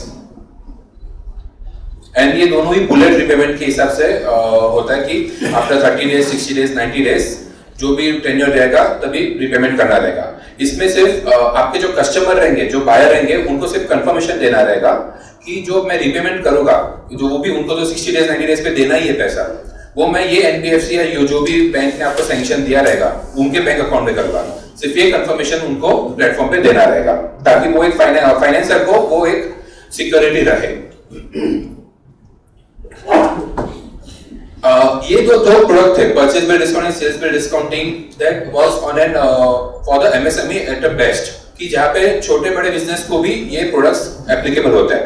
अभी जहां पे वेंडर फाइनेंसिंग की बात आती है तो वेंडर फाइनेंसिंग ये बड़े कंपनियों के लिए है जहां पे एज अ कस्टमर वो अपने वेंडर्स के लिए फाइनेंसिंग प्रोक्योर कर रहा है। कि समझो कि आपका 50 वेंडर्स है, उनके लिए आपको अगर फाइनेंसिंग चाहिए तो ये वेंडर फाइनेंसिंग होता है, जहां पे आप पैसे वेंडर बॉरोवर करेंगे बट आपका एनालिसिस किया जाएगा एज अ कस्टमर, क्योंकि आपको ही रिपेमेंट करना है। तो आपके एनालिसिस आपके परसेंटेज के बेसिस पे आपके वेंडर को इंस्टेंटली पेमेंट मिल जाएगा and then after 30 60 days 90 days आपको रिपेमेंट करना रहेगा।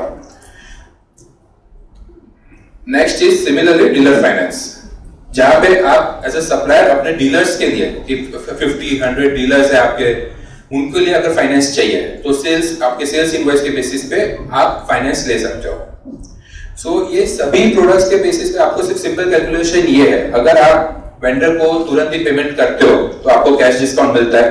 तो वेदर दैट कैश डिस्काउंट अच्छा है कि जो भी आपको इंटरेस्ट या जो भी फाइनेंस मिला रहेगा उसका इंटरेस्ट रेट अच्छा है, वो सिंपल कैलकुलेशन के बेसिस पे आप ये प्रोडक्ट ऑप्ट करना है कि नहीं करना है, you can decide. And same way आपके कस्टमर्स को आप डिस्काउंट देते रहेंगे, अगर इंस्टेंटली वो पेमेंट करते रहेंगे तो डिस्काउंट के सामने आपको यहाँ पे जो इंटरेस्ट रेट मिल रहा है दैट इज वायबल और नॉट। आपको वो डिसीजन पे ये डिसाइड करना है कि आपको सेल्स बिल डिस्काउंटिंग करवाना है कि नहीं करवाना है। हमारा एक और प्रोडक्ट है जैसे कि अर्ली पेमेंट फाइनेंस। सो ये प्रोडक्ट बेसिकली डिस्ट्रीब्यूटर्स और डीलर्स के लिए है जो अपने रिटेलर्स को प्रोवाइड करता है। सो यहाँ पे कैसा रहता है कि अभी कोई रिटेलर है कि अगर वो तुरंत पेमेंट करता है तो उनको इतना डिस्काउंट दे देता है, आफ्टर 15 डेज पेमेंट करता है तो इतना डिस्काउंट देता है। तो सेम कंसेप्ट, मार्केट का सेम कंसेप्ट हम लोग ने फाइनेंसिंग में लिया और मर्ज किया हुआ है, जहां पे रिटेलर जितना जल्दी पेमेंट करेगा उसके हिसाब से उसका डिस्काउंट परसेंटेज बढ़ता जाएगा। तो अगर समझो इसमें क्या होता है, आपके पास फ्लेक्सिबिलिटी रहती है कि अगर मेरे पास अभी फंड आ गया है तो मैं तुरंत पेमेंट कर दूं ताकि मुझे अच्छा डिस्काउंट मिले। दूसरे प्रोडक्ट्स में आपका इंटरेस्ट रेट तो फिक्स ही है और यहाँ पे डिस्काउंट परसेंट चेंज होता रहता है, तो इनडायरेक्टली आपका इंटरेस्ट चेंज हो रहा है। तो डिस्काउंट का बेनिफिट आप एंजॉय कर सकते हो। सो ये कुछ हमारे प्रोडक्ट्स थे सप्लाई चेन फाइनेंस के, और जैसे कि सर ने पहले भी बताया कि और भी हमारे कुछ प्रोडक्ट्स है apart from supply chain finance, जैसे कि short term working capital loan है, देन ग्रीन एनर्जी लोन है, प्लांट एंड मशीनरी के लिए भी लोन है। सो वैसे भी हमारे कुछ प्रोडक्ट्स हैं। Thank you. कुछ भी क्वेश्चंस रहेंगे regarding the products, technicalities, platform related, we are open to it, please.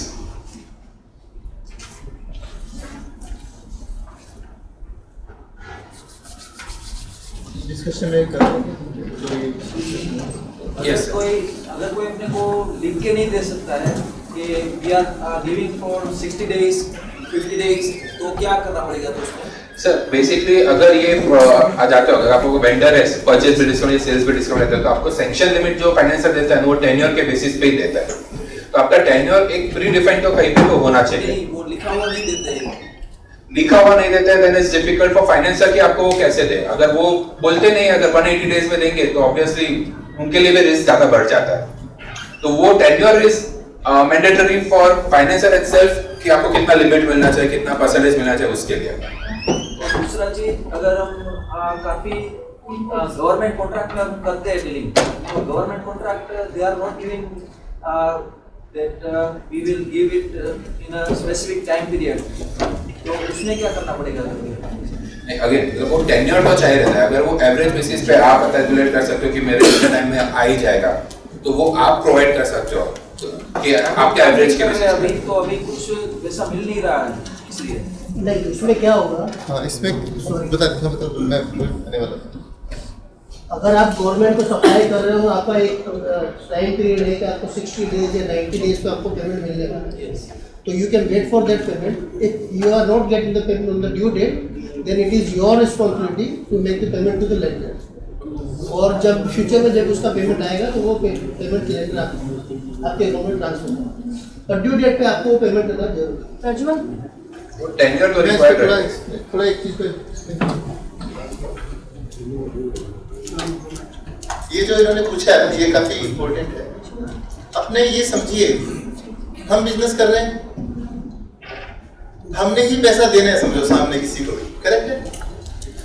ये जो सप्लाई चेन वाला बिजनेस है ना, ये आपको स्टॉक गैप लिक्विडिटी प्रोवाइड करता है। इसमें अपनी रिस्पॉन्सिबिलिटी लायबिलिटी चेंज नहीं होती है, ठीक है?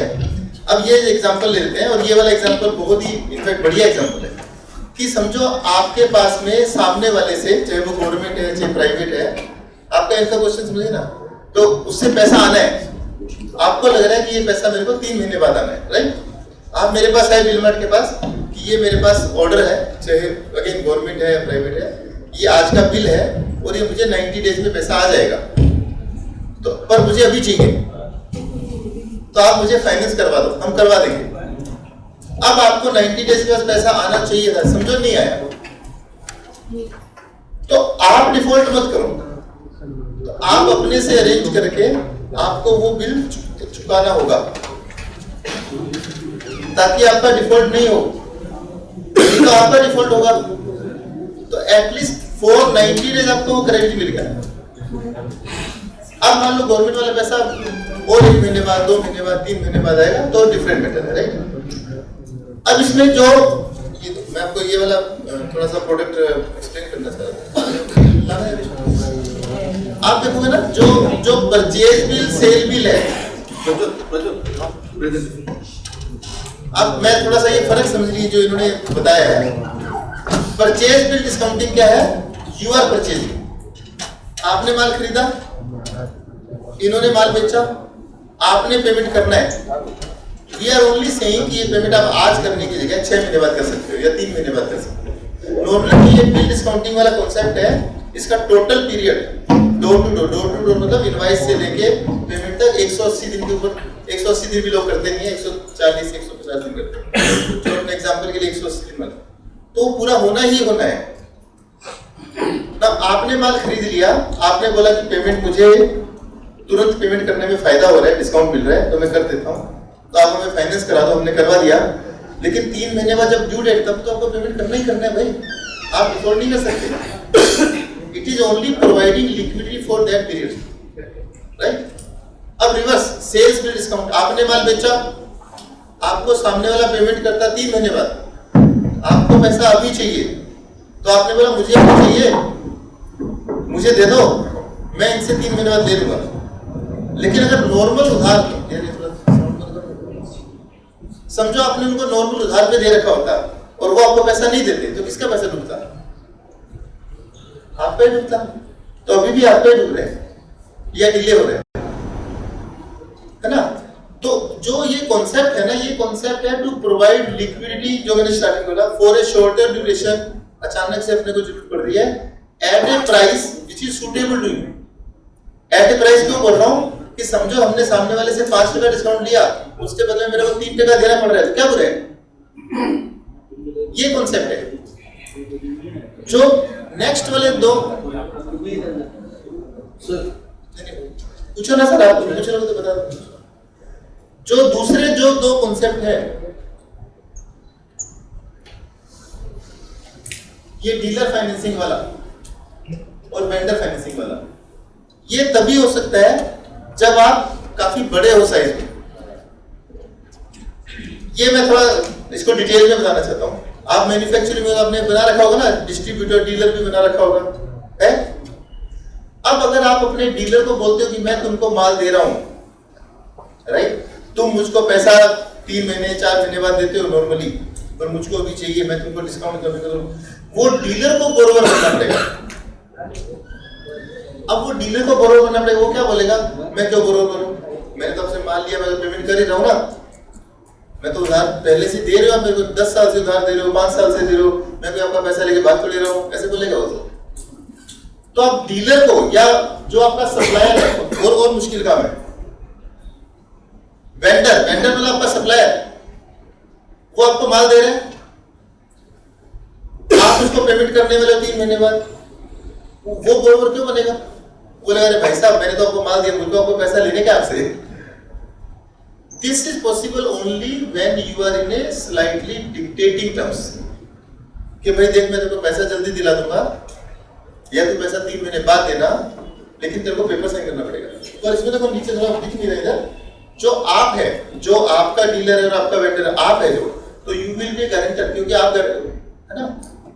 पहले वाले में आप बोरोवर देखते, जो एंकर वर्ड बोले ना, ये मतलब वो बोरोवर हो कि आपकी रिस्पांसिबिलिटी है। इसमें बोरोवर वो है, तो आपकी बुक्स में उधार नहीं दिखेगा। एक तरीके से you are shifting your liability from your balance sheet to what we call off balance sheet. समझ लो, उधार देते हैं आप, डीलर को उधार देंगे तो आपकी बुक्स में उधार दिखेगा, डेटर्स खड़ा रहेगा। यहाँ पे आपने तो उसको पेमेंट कर ही दिया तुरंत, तो आपका तो पेमेंट हो गया, तो बैंक दिखेगा उधर, लेंडर उसकी बुक्स में। फॉर ए बिजनेस अगर आप कुछ भी ऐसा कर सकते हैं, ये सबसे बढ़िया प्रोडक्ट है। तो वेंडर फाइनेंसिंग और डीलर फाइनेंसिंग, आप इसको अभी अपने ऑफलाइन बात करेंगे और समझ लेना। अगर आप अपने वेंडर को जो आपको माल दे रहे हैं उनको साइन करा सकते हो कि भैया मैं तेरे को पेमेंट तुरंत करूंगा, तो बिल्कुल तेरा डिस्काउंट दे दे, पर तेरे को 4 कागज साइन करना पड़ेगा, मेरा गारंटी है पेमेंट करने का। तो इट्स ए बेस्ट प्रोडक्ट। ये आपकी बैलेंस शीट की जो शक्ल सूरत है उसको सुधारता है, बढ़िया करता है। सिमिलरली डीलर्स, अगर आपका डिस्ट्रीब्यूटर है, फिर डीलर है, आपसे डीलर को आप माल दे रहे हो, और ये मेरे को तो अच्छे से पता है, आपको पता है डीलर तो अपने हिसाब से पैसा देता है। वही जो मैं शुरू में बोला था, माल बिक जाएगा तो दे दूंगा, फिर माल भी वापस कर देता है, फिर खराब हो गया, ये हो गया। हमने उनसे बोला कि खराब हो जाएगा, तो बोले हम तो उनको बोल देते ले जाओ, हम तो बोलते ले जाओ, फिर उसका ले जाने का जिम्मेवारी उसका, और ट्रांसपोर्टेशन कॉस्ट भी उसका, सब उसका, ऐसे है ना। क्योंकि डीलर के लिए मैन्युफैक्चरिंग इज वेरी बिग, उसको नहीं पता अपने को क्या चैलेंज है, क्या प्रॉब्लम है, क्या डिफिकल्टी है, इतना आजकल मार्जिन बचा नहीं है, उसमें उसको नहीं पता है। उसके हिसाब से मैन्युफैक्चरर बड़ा है, मैं छोटा हूँ। सो उस प्रॉब्लम को हम सॉल्व कर सकते हैं टू द एक्सटेंट कि भैया मैं तुमको माल दे रहा हूँ, तुम आराम से पैसा देना 2 महीने में, 3 महीने में, 4 महीने में, but you will have to sign the paper. इससे बहुत बड़ा रिलीफ है, आपकी बुक्स में उधार नहीं दिखेगा। जो आपका पैसा अभी आप जब लोन लेने, जो मैं स्टार्टिंग में बोल रहा था, बैंक के पास, बैंक वाले सर भी आएंगे, है ना।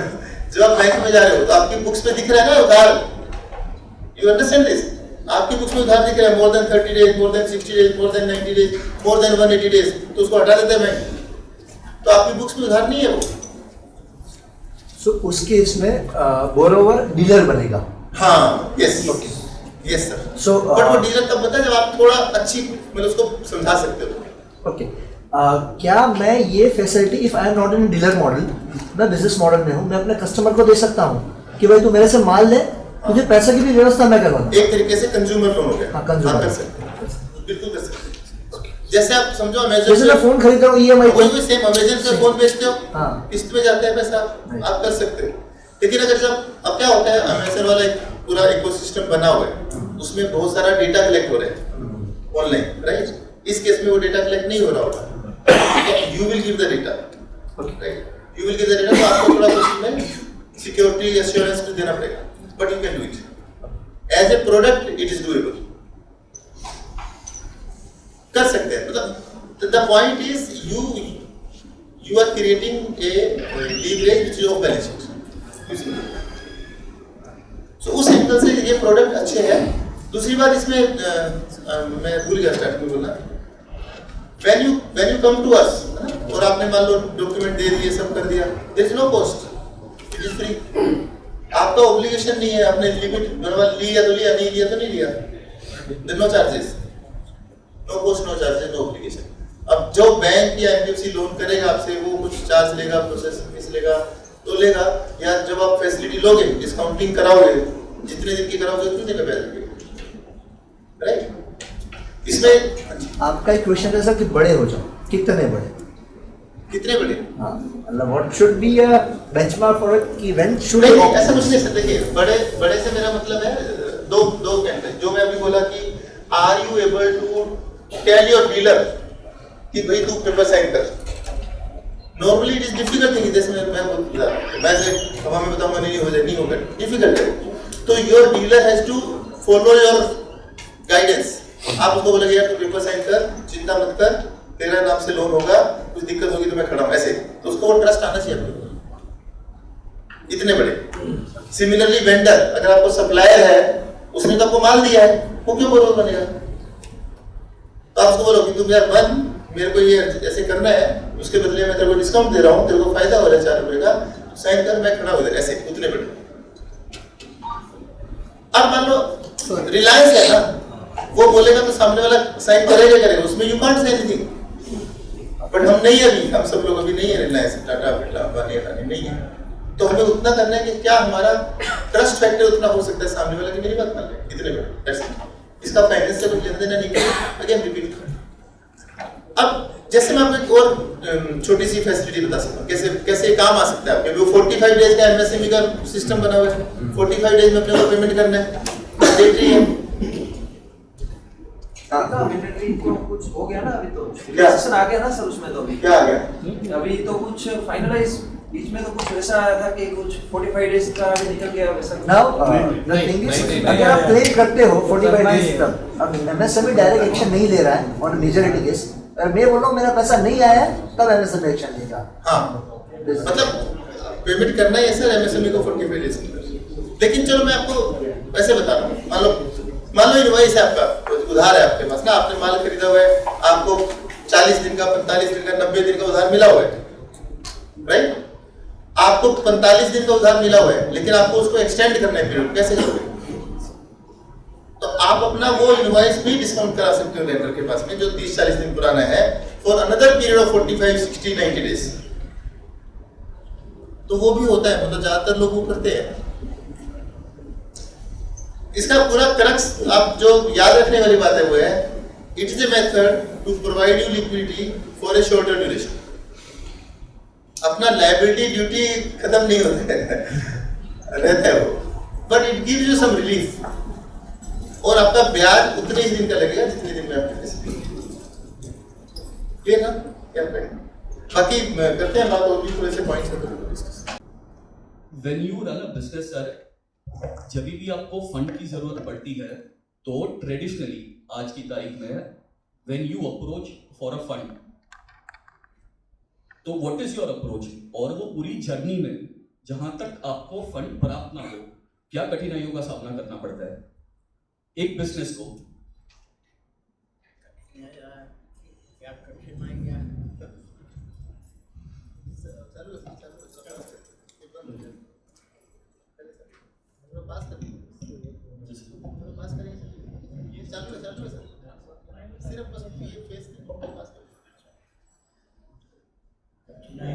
तो इतनी सारी रहती है, पहले से ही पेपर वर्क से लेके सब कुछ कठिनाई भुगतना जाता है। ये तो इंग्लिश का मतलब ये जो कंसेप्ट लाया है आप लोग, वो उससे एमएसएमई को फायदा होगा, एमएसएमई को झड़प से फाइनेंस मिल सकता है। बाकी तो बैंकों या बिग फाइनेंसियर से फाइनेंस लेना बहुत मुश्किल होता है। ओके, तो मित्तल साहब, I carry forward that question from मोरा सर टू यू। उन्हें जो दिक्कतें आ रही है आज की तारीख में, फिनटेक ये दिक्कत को कैसे सॉल्व करने की ट्राई कर रही है? आई थिंक काफ़ी सारा डिस्कस किया है मैंने, बट देखिए इसमें दो एस्पेक्ट है। एक तो बिलमार्ट जैसे फिनटेक अभी काफ़ी हैं इंडिया में, और वो यही करते हैं कि आपकी जर्नी को थोड़ा डिजिटल मेथड से रन करके स्मूथ कर देते हैं। बट यहाँ पे मैं ये भी बोलना चाहूँगा कि ऐसा नहीं है कि वो बस आपने डॉक्यूमेंट दे दिया और बिलमार्ट ने करवा दिया और सब हो गया। इट आल्सो डिपेंड्स कि सामने जो लेंडर हैं, अभी जैसे भट्टाचार्य जी बैठे हैं, तो बैंक का या लेंडर का अपना एक प्रोसेस रहेगा उसके बाद, राइट। मान लो वो बोलेंगे सारे डॉक्यूमेंट मेरे को तो फिजिकल चाहिए, स्टैम्प चाहिए, साइन चाहिए, वो होगा, लेकिन जो उससे पहले की जर्नी है ना वो स्मूथ हो जाएगी। इस पूरे प्रोसेस में सर हम क्या करते हैं, जैसे जब हम इनके पास में केस लेके जाएंगे, ऐसी आवाज आती है तो उससे जब हम इनके पास केस लेके जाएंगे ना, तो इनको एक हम बोलते हैं डील नोट, और एक इनको समरी दे देंगे। तो जब ये देखेंगे ना कि हाँ अच्छा ये केस आया हुआ है, इसका सिबिल इतना है, इनकी क्रेडिट इतना है, डेबिट इतना है, टर्नओवर इतना है, जिसको अपने बोलते हैं गो नो गो क्राइटेरिया, मतलब स्ट्रेट अवे फेस पे हाँ कि ना बोलना, उतना इनसे हो जाएगा। वो जो प्रोसेस है ना 10-12-15 साल का, 10-12-15 दिन का, वो बचता है अपना, नंबर 1। नंबर 2, जो मैंने पहले बोला कि अभी अपन बैंक ऑफ बड़ौदा में लेके गए, इनके क्रेडिट मैनेजर देखा, 15 दिन के बाद बोला कि साहब नहीं हो सकता, अब अपने 15 दिन फिर दोबारा चालू करेंगे किसी और के पास। वो टाइम, अपना टाइम एफर्ट कॉस्ट बचेगा, which is good enough I think, है ना। इतना आपको बेनिफिट इस पूरी जर्नी में फिनटेक के थ्रू, बिलमार्ट के थ्रू होता है। नंबर 2, ये सप्लाई चेन फाइनेंस जो प्रोडक्ट है कोई नया प्रोडक्ट नहीं है, बैंक ऑफ बड़ौदा या दूसरे bank of India, state bank जन्मों से ही कर रहे हैं, कोई नई प्रोडक्ट नहीं है। लेकिन कभी कभी अपने को उसमें कोई कस्टमाइजेशन चाहिए, हम इनके पास जाके बोलेंगे सर देखो अभी इंडस्ट्री में ये प्रैक्टिस है, लोगों की ये रिक्वायरमेंट है, आप ये कंसीडर कर लो। तो अगर हम प्रेजेंट करते हैं, मान लो कि 10, 20, 50 क्लाइंट के बिहाफ पे, एसएमई चैम्बर में, इनफैक्ट सालुंके जी के साथ हमारी डिस्कशन हुई पिछले दिनों में, उन्होंने मुझसे डिस्कस किया, आरबीआई गवर्नर के साथ उनका मीटिंग था, तो है ना, चंद्रकांत जी का जब मीटिंग था, तो उन्होंने मेरे को बोला कि मेरा मीटिंग आरबीआई गवर्नर के साथ, स्पेशली एसएमई का क्या प्रॉब्लम है बताओ। तो वो अब एसएमई चैम्बर वहां पे लेके जा रहा है प्रॉब्लम को। थोड़े दिन पहले मैंने सालुंके जी का फोन देखा था, एसबीआई के चेयरमैन के साथ फोटो था, उनसे मिलने गए थे। वो वहां जाके वो जब प्रेजेंट करते हैं ना, तो हम वो इंडस्ट्री लेवल पर्सपेक्टिव उनको बता सकते हैं। उसका डायरेक्ट बेनिफिट ऐसा नहीं कि राजकोट वालों को मिलेगा, वी डोंट नो, बट वो मिलता है। ऐसा नहीं कि बैंक, अभी बैंक या आई शुड से सरकारी बैंक, मैं भी ऐसे सरकारी बैंक में रहा हूँ, यूनियन बैंक में, तो वो थोड़ा भी अब सुनने लगे हैं इशू से, तो it makes lot of difference. ये फायदा है डिजिटल से। ग्रेट। तो अगला सवाल one of the most important person Bhattacharya sir आपके लिए,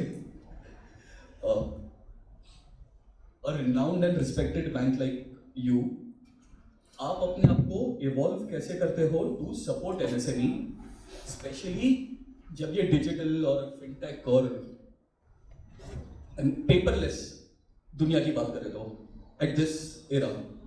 Okay, so thank you for this question, very interesting. And I was just listening to Ashok ji and his team, and it's really इतना insightful था वो session. जैसे उन्होंने बोला, we also do supply chain finance, vendor financing, trades platform पे भी we are very actively participating, which is nothing but invoice discounting only. लेकिन ये जो पूरी कड़ी है vendor financing और supply, जिस तरह उन्होंने बारीकी से explain किया, see bank of our stature जो है वो नॉर्मली वी गिव, जो सप्लाई चेन हम करते हैं वो बहुत लार्ज कॉर्पोरेट को एंकर बना के वेंडर फाइनेंसिंग या डीलर फाइनेंसिंग करते हैं। जो टियर 2 और टियर 3 लेवल का जो है वेंडर फाइनेंसिंग, उसमें कोई लार्ज बैंक जाता ही नहीं, rightly speaking, right, because we associate ourselves, हमारा उसमें ऑलरेडी, आज मैंने जैसे ऑल पेट्रोल, जैसे इंडियन ऑयल है, एचपीसीएल है, इनके सबके साथ हमने कर दिया। तो डीलरशिप जिन्होंने पेट्रोल बंक वाले उनको करते हैं, 0 एनपीए है, हम खुश हैं। मारुति के साथ एंकर बना दिया, टाटा मोटर्स का एंकर बना दिया। अब उसके इतने बड़े बड़े डीलर, टोयोटा के डीलर कहाँ कौन डिफॉल्ट करता है, right. So we are very happy कि हमारा 10-20 हज़ार करोड़ का बुक बन गया। लेकिन अब मास स्केल में एक जो टियर 2 और टियर 3 लेवल का जो कनेक्ट है वो अभी भी public sector bank, being a public sector bank मैं बता रहा हूँ, we are not able to reach there. ऐसा नहीं कि हमारे पास प्रोडक्ट नहीं है, बट हम अपनी बजट को या अपने पूरे फंडिंग को वहीं से शिफ्ट कर देते हैं ऊपर लेवल पे। That's one problem, and I think you know Billmart जैसी companies, fintechs, they are trying to bridge that, वो जो गैप है उसको फिल कर रहे हैं। मैं सुबह के सेशन में, आप पता नहीं कितने लोग थे, आप अशोक जी नहीं थे, I was trying to explain जो अनमेट डिमांड है एमएसएमई का। Now coming to your question, the unmet demand is so high in India. If you fill that unmet demand, this country will become a developed nation within 5 years. जो हमारे 2047 की बात कर रहे हैं ना, हम उससे पहले पहुंच जाएंगे. If you just fulfill the unmet demand of the MSMEs, it will straight away double your GDP. क्योंकि हम आधे पे बैठे होते हैं. तो now the question comes, how a public sector bank like Bank of Baroda, which is number 2 in the country today, अगर आप financial parameters की बात करें, तो देखिए स्केल एसबीआई है, विच इज वेरी लार्ज, ठीक है, it is 4 times the size, man power बोलिए, ब्रांचेस बोलिए, हर मामले में। लेकिन आप फाइनेंशियल पैरामीटर्स में, चाहे आप कासा बोलिए, चाहे आप पैट बोलिए, चाहे आप एनपीए बोलिए, we are nowhere inferior to any private bank और state bank of India. Now इस मुकाम पर हम पहुंचे कैसे in the last few years? Covid में we were hit very bad, आप सब लोग जानते हैं। उसके पश्चात क्या हुआ? What happened was that we took some radical steps, particularly MSME, since I had that vertical, मैं आपको बताऊं हमने क्या किया। सबसे पहले ये देखा जो ट्रेडिशनल वे ऑफ लेंडिंग है, आपने एक स्लाइड दिखाया था, ये ट्रेडिशनल वे ऑफ लेंडिंग में हर आदमी एक ही चीज जानता है, बैंक चाहे किसी पब्लिक सरकारी बैंक में जाओ, उनको एक ही चीज आती है, या तो वो वर्किंग कैपिटल देंगे या तो टर्म लोन देंगे।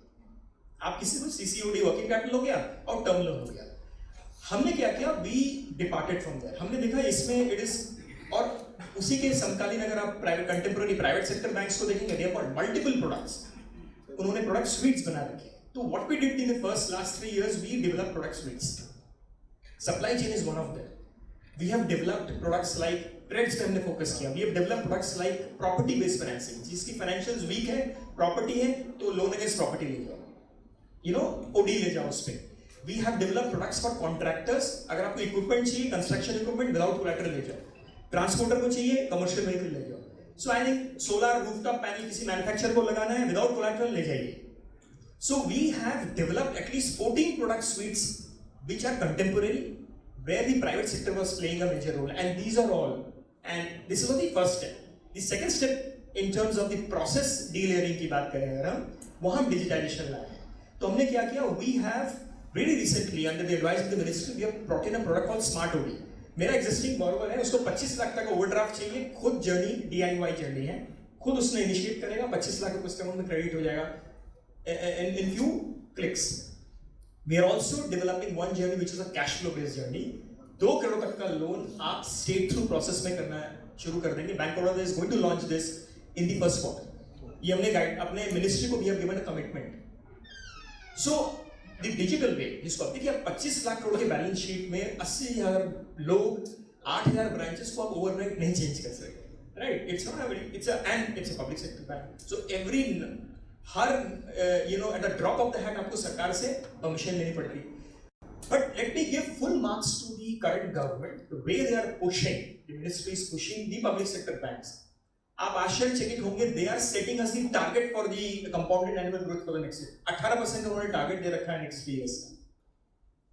सो I mean we are transforming, we may not be as agile as a Bilmark, obviously because of the scale, but we are on the right path, and I'm sure in the next 5 years we will find a transformative Bank of Baroda with a very high level of efficiency and productivity. Great, sir. Great.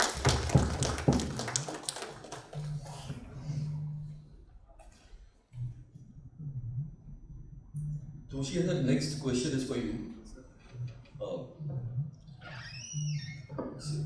Corporates like yourself, वो supply chain finance का सुविधा लेते हैं तो उससे किस use में लाते हैं, तो help their MSME suppliers. Before I go to the question, एक चीज़ मैं आपको बताना चाहूँगा। I would like to congratulate SME chamber and Billmart. उसका रीज़न मैं यहाँ पे बैठा हूँ वो नहीं है, उसका रीज़न ये है कि मैं जानता हूँ कि यहाँ के लोकल प्रॉब्लम्स क्या है। राजकोट एक 2 tier सिटी गिन लो, लोगों के पास अभी माइंड में जैसे भट्टाचार्य सर ने बताया कि एक ही ऑप्शन है कि बैंक पे जाओ, सीसीओडी ले लो या टर्म लोन ले लो। ये क्या इनोवेटिव कॉन्सेप्ट है और लोगों को इतनी अवेयरनेस नहीं है ये मोड ऑफ फाइनेंस की। तो जैसे सीजीटी में से किसका बात कर रहे थे, लास्ट वीक मैंने एक Reserve Bank of India deputy governor से मीटिंग की थी। वहाँ पे 8 बैंक की पैनल थी। Bank of Baroda was also there and private bank भी थी, ICICI, HDFC।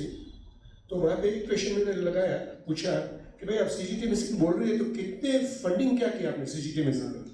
There is no funding. Bank of Baroda, if I am not mistaken, they said we have funded about 2.03% of our total finance to CGT में से। मतलब CGT में से की बात सुनने में अच्छी लगती है, लेकिन बैंक्स इतनी इंटरेस्टेड नहीं है। तो what I believe कि एक साल जैसे आपने बताया कि या तो टर्नओवर बुक्स पे नहीं लाते हैं और 10 लाख की रिटर्न फाइल कर देंगे, चलो भैया एक लोन लेंगे, या टर्नओवर कर रहे हैं काफी बड़ा इनकम कम दिखा दे। ये बेसिक प्रॉब्लम्स यहाँ के 2 टायर सिटी की SEB की है, समझ लीजिए। तो वो प्रॉब्लम में से बाहर एक तरह से निकल सकते हैं अगर we go for a solution like what Billmart has.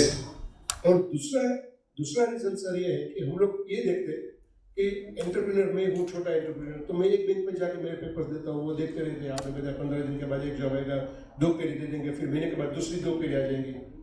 तो उसके बदले if you are going through a proper channel, तो that will really help the SME to expedite the loan processing. So these are the 2 things. And now coming to your question, corporates are there who are taking a benefit, but honestly speaking, not much of the corporates are of that size that they can really take the benefit. उन लोगों को वो benefit अभी तो यहाँ नहीं मिल रहा है। काफी डीलर्स है जो चैनल फाइनेंस लिमिट या डीलर फाइनेंस की बेनिफिट्स ले रहे हैं, जैसे ऑटोमोबाइल डीलर्स है वो ले रहे हैं, या रिलायंस के कंसाइनमेंट स्टॉकिस्ट है, सौराष्ट्र प्लास्टिक वाले हमारे दोस्त यहाँ पे है, वो जानते हैं कि रिलायंस की काफ़ी यहाँ पे डीलरशिप है, या IOCL की है, या HPCL की, इससे डीलर्स काफ़ी है जो they are taking the benefit, but per se यहाँ के local corporates are not still able to take the benefit. The next question is to you, which you may call it the extension to the first question, or it would be the subset of the first question that you were asked. Now this is not particular to Bank of Baroda, लेकिन अगर banks की बात करें in general, the term banks, वो अपने आप को कैसे expand करें to reach the smallest of the smallest MSMEs in terms of financing them. Now it could be traditional financing, digital financing, whatever, but going to the last mile. Okay, so as I said that the government, we are a government-sponsored bank, and therefore I have to bring into reference every time what are the initiatives taken by the government and how do we follow them to be effective. See, if you draw a pyramid in the MSMEs, so लगभग 6.5 crore MSMEs Hindustan में है, 95% उसमें जो है ना micro segment में, and I take immense pride to tell that not only Bank of Baroda, every public sector bank today is committed to help that bottom of the pyramid, that financial inclusion which we talk. आज मैं सुबह भी बोल रहा था, we as a banker we finance the lowest जो last mile है, the street vendor, 10,000 rupee under the PM Swanidhi scheme, up to a 200 crore rupee loan on a lease rental discounting which is an MSME, or an exporter taking 150 crores. 10,000 रुपए तक का हम loan देते हैं, and छोटा मोटा loan नहीं है। Bank of Baroda, after State Bank of India, has financed 12 lakh street vendors in the country, 12 lakh. अब देखिए, केवल आप कह सकते हैं और कोई प्राइवेट सेक्टर बैंक नहीं करता है, कोई NBFC इसको इनको फाइनेंस नहीं करता है। It's only based on KYC। हमारा अर्बन लोकल बॉडी डील को रेफर करती है, जिनका जनधन अकाउंट होता है हमारे पास, सीधे हमारे पोर्टल के थ्रू होता है, एंड इट्स कंप्लीटली डिजिटल है, 100% डिजिटल लोन होता है। ये हमारा PM Vishwakarma, PM Svanidhi, they flow into our queue, we just lend them. I would also like to mention that these loans carry a very high NPA. 40% का NPA होता है, still we do not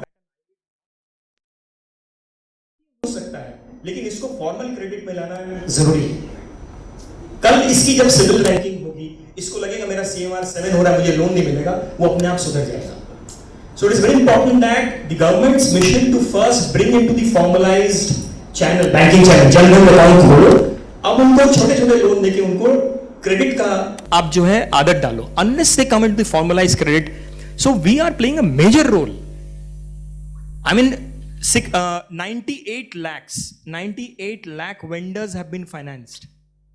मतलब लगभग 1 crore. And prime minister साहब का vision था कि 1 करोड़ जो है स्ट्रीट वेंडर्स को फाइनेंस होना चाहिए. We have almost touch that. That's the power of the public sector bank. Great.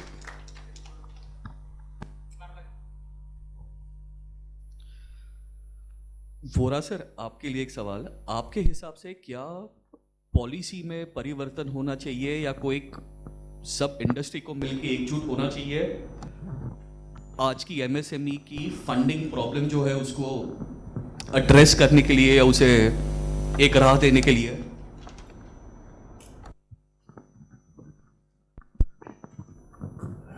MSME के पास पेपर वर्क करने के लिए एबिलिटी नहीं है इतनी, और lack of paper work banking channel से फाइनेंस लेना बहुत मुश्किल होता है. ठीक है, मान लिया, मगर आप जैसे बिल मार्ट जैसी चैनल भी पेपर वर्क को इंसिस्ट करती रहेगी, तहाँ तक एमएसएमई सेटिस्फाई नहीं हो सकती फाइनेंस के लिए.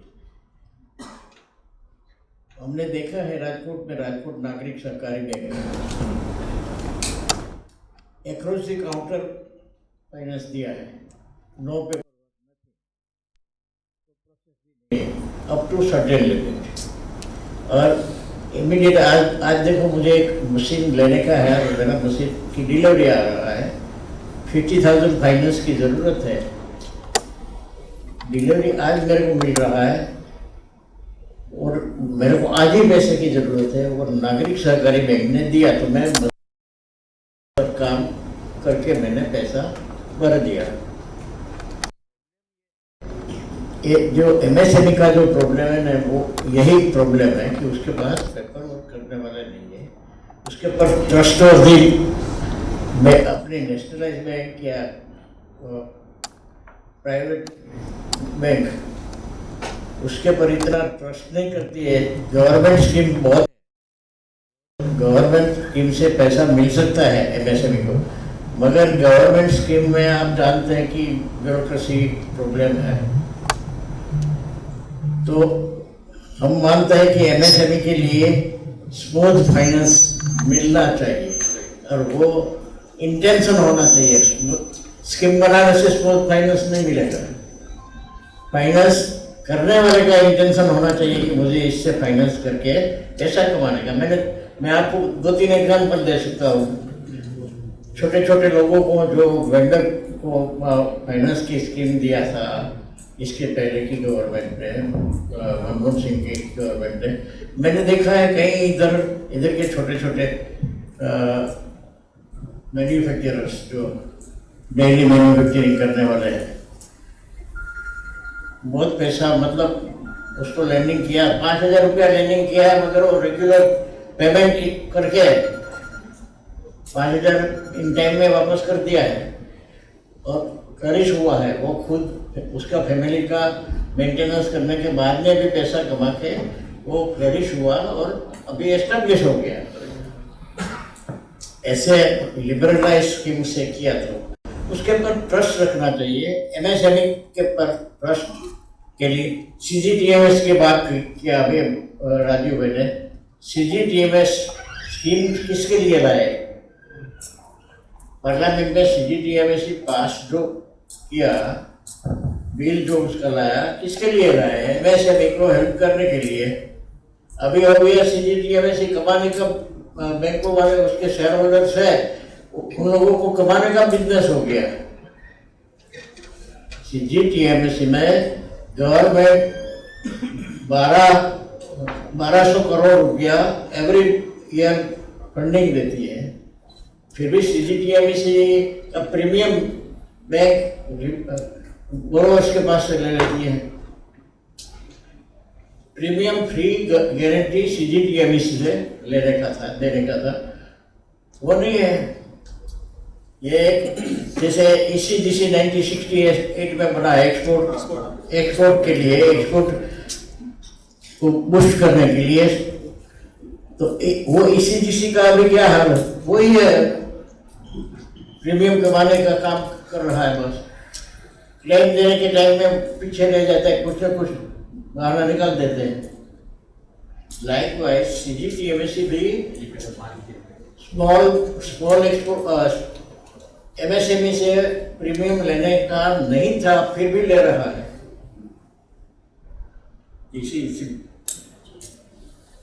Burdensome to the MSME. MSME को smoothly finance मिलना चाहिए। Finance is important for the business. MSME business में timely and smoothly finance मिलेगा तो ही flourish। थैंक यू सर आपके थॉट्स के लिए। राजीव जी, अगला सवाल आपके लिए। एंटरप्रेन्योर्स बोलो या बिजनेस एंटिटी बोलो, उन्हें डिजिटल या फिनटेक अडॉप्शन में कोई दिक्कत या कोई डाउट्स होते हैं, और अगर है तो उसे एड्रेस या उसे क्लैरिफाई कैसे किया जाए?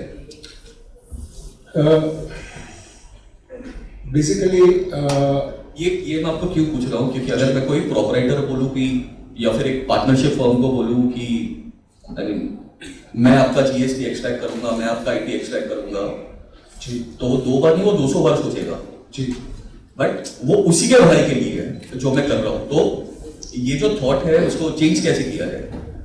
मतलब as sitting on the other side of the table, सामने बैठ के मैं ये सोचूंगा कि ये बंदा है मेरे पास, ये फाइनेंस की बात कर रहे हैं, लेकिन मेरी 2-3 कंसर्न, प्राइम कंसर्न रहेगी।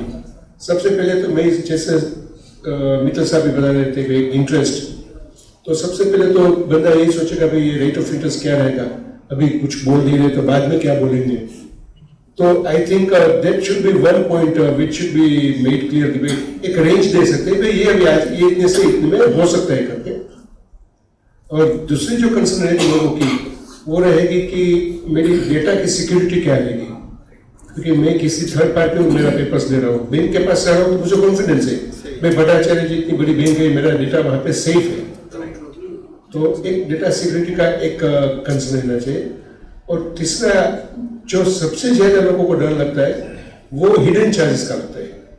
तो ट्रांसपेरेंसी जो टर्म शीट जो बनाते हैं शायद जो भी फिनटेक प्लेटफॉर्म से कि भाई इसमें आपको ये खर्चा लगेगा या नहीं लगेगा, इतना चार्ज आज लगेगा, आगे जाकर लगेगा, तो ये 3-4 चीज अगर ध्यान में रख लेंगे तो the product will become very very appealing to everybody.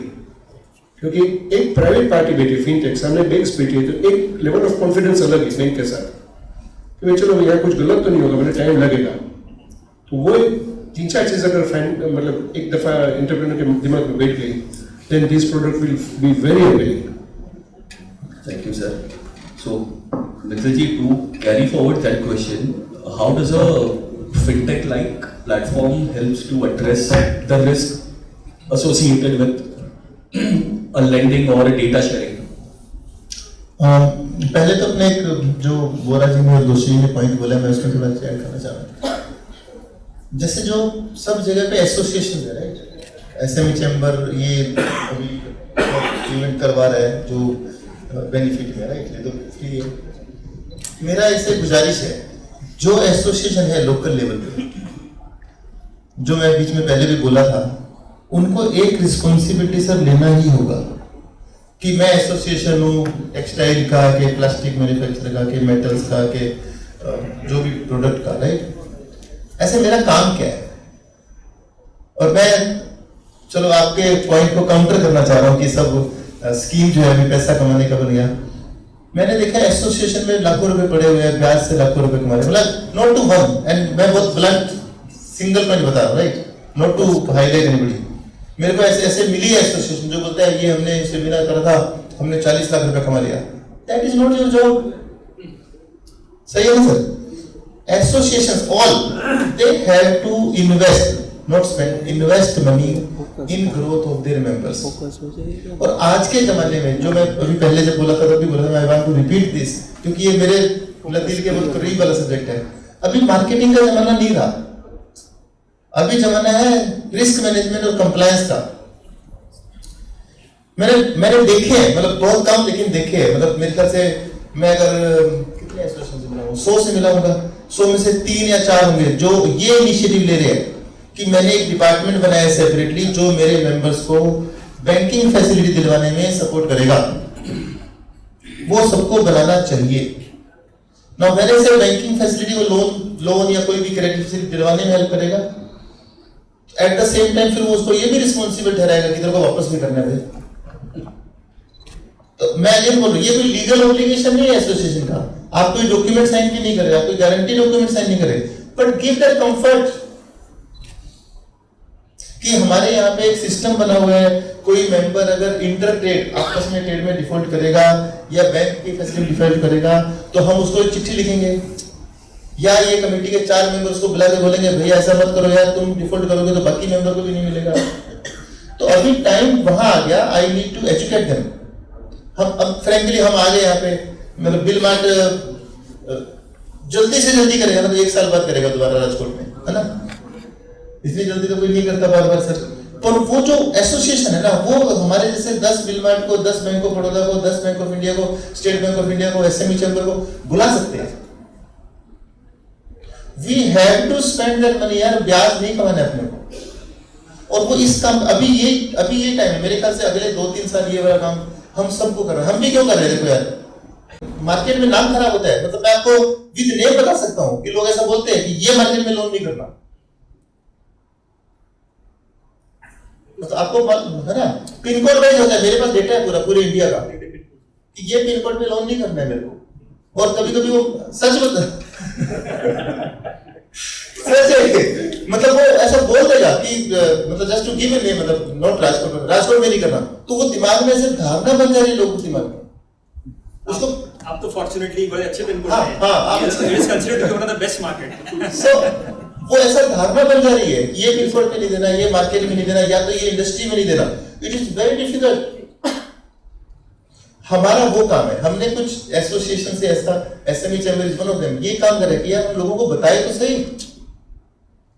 हो सकता है आप में से एक भी आदमी हाँ थोड़ा सा मतलब ईगो छोड़ के, मतलब आई डिस्कस ब्लंटली जैसा बोल रहा है कि थोड़ा सा ईगो छोड़ के अगर सब लोग साथ में आते हैं और एक इकोसिस्टम क्रिएट करके, if they wanted to do something good, बहुत बड़ा काम हो सकता है और हो भी रहा है यार।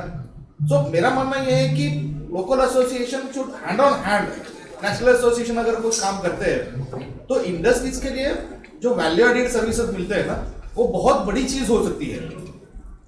सही है, तुम सही बोल रहे हो। बहुत सारे मेरे एसोसिएशन का एनुअल डे हो रहा है, एनुअल फंक्शन हो रहा है, उसमें फैशन शो हो रहा है, भाई नहीं है अभी अपने को 1 साल मतलब ऐसा करना चाहिए, इन्वेस्ट करना है वो time. Compliance, discipline, financial discipline, इस पे करने सारे सब बोरिंग सब्जेक्ट पे करना है अपने को। इट लुक्स मतलब कोई बोलेगा क्या बता रहे हैं मित्तल साहब आपकी तरह से, पर सच्चाई यही है सर। और उसका जो बेनिफिट है ना इमेंस, मैंने देखा है इसलिए बता रहा हूँ, इमेंस सर। मार्केट बैंक में जो क्रेडिट वाला बैठा है ना, वो ऐसे डिसीजन भले आपका ले रहा है, लेकिन कैसे ले रहा है, अरे यार क्या लग रहा है तुमको इधर, ठीक है क्या मार्केट, ऐसे लगता है। ये डिजिटल क्रेडिट मैनेजर के पास अलग है सर, उसका दिमाग। ट्रस्ट मी ऑन दिस, मतलब the way we are doing this event, every local association, sir इन्होंने पूछा इसलिए मैं बोल रहा हूँ, has to invest time and resources in educating his members for discipline and compliance. Trust me, आपको बहुत फायदा होगा उससे। और इसमें मुझे नहीं लगता कि आपको कोई 3-6 महीने से ज्यादा कुछ करना है। 3 इवेंट करो, सबको बोलो, एक छोटा सा सेल बना दो 2-3 जनों का, भाई जो बैंक से रिलेटेड तुम्हारी हेल्प करेंगे, राइट। तुम्हारा अगर कैश फ्लो का प्रॉब्लम है तो भी हम बैंक से जाके बात करेंगे कि इनका 3 महीने का 6 महीने का प्रॉब्लम है। डिफॉल्ट और एनपीए होने से पहले आप बैंक में अप्रोच करिए, सही है ना, पहले। एनपीए होने के बाद नहीं, पहले। और ये चीजें बहुत काम आती है सर, हमने तो मतलब यूज करके देखे से बता रहा हूँ। सॉरी थोड़ा ज्यादा बोल देता हूँ मैं लोग, but the point is we have to do this, all of us have to do this. हाँ ठीक है सर। फाइनली मेरा आखिरी क्वेश्चन, जिसका जवाब मैं इंडिविजुअली आप सबके पास चाहूंगा, ऑलमोस्ट डिनर टाइम हो रहा है, तो सवाल बहुत सिंपल है। आपके हिसाब से अगले 5 साल में क्या ट्रेंड रहेगा जो एमएसएमई फाइनेंसिंग को एक नई दिशा देगा। Mittal sir, do start with you. मेरे ख्याल से ट्रेंड क्लियर है और मिस्टर भट्टाचार्य ने बोला है, and I also know Bank of Baroda that way is witness things are going to be digital.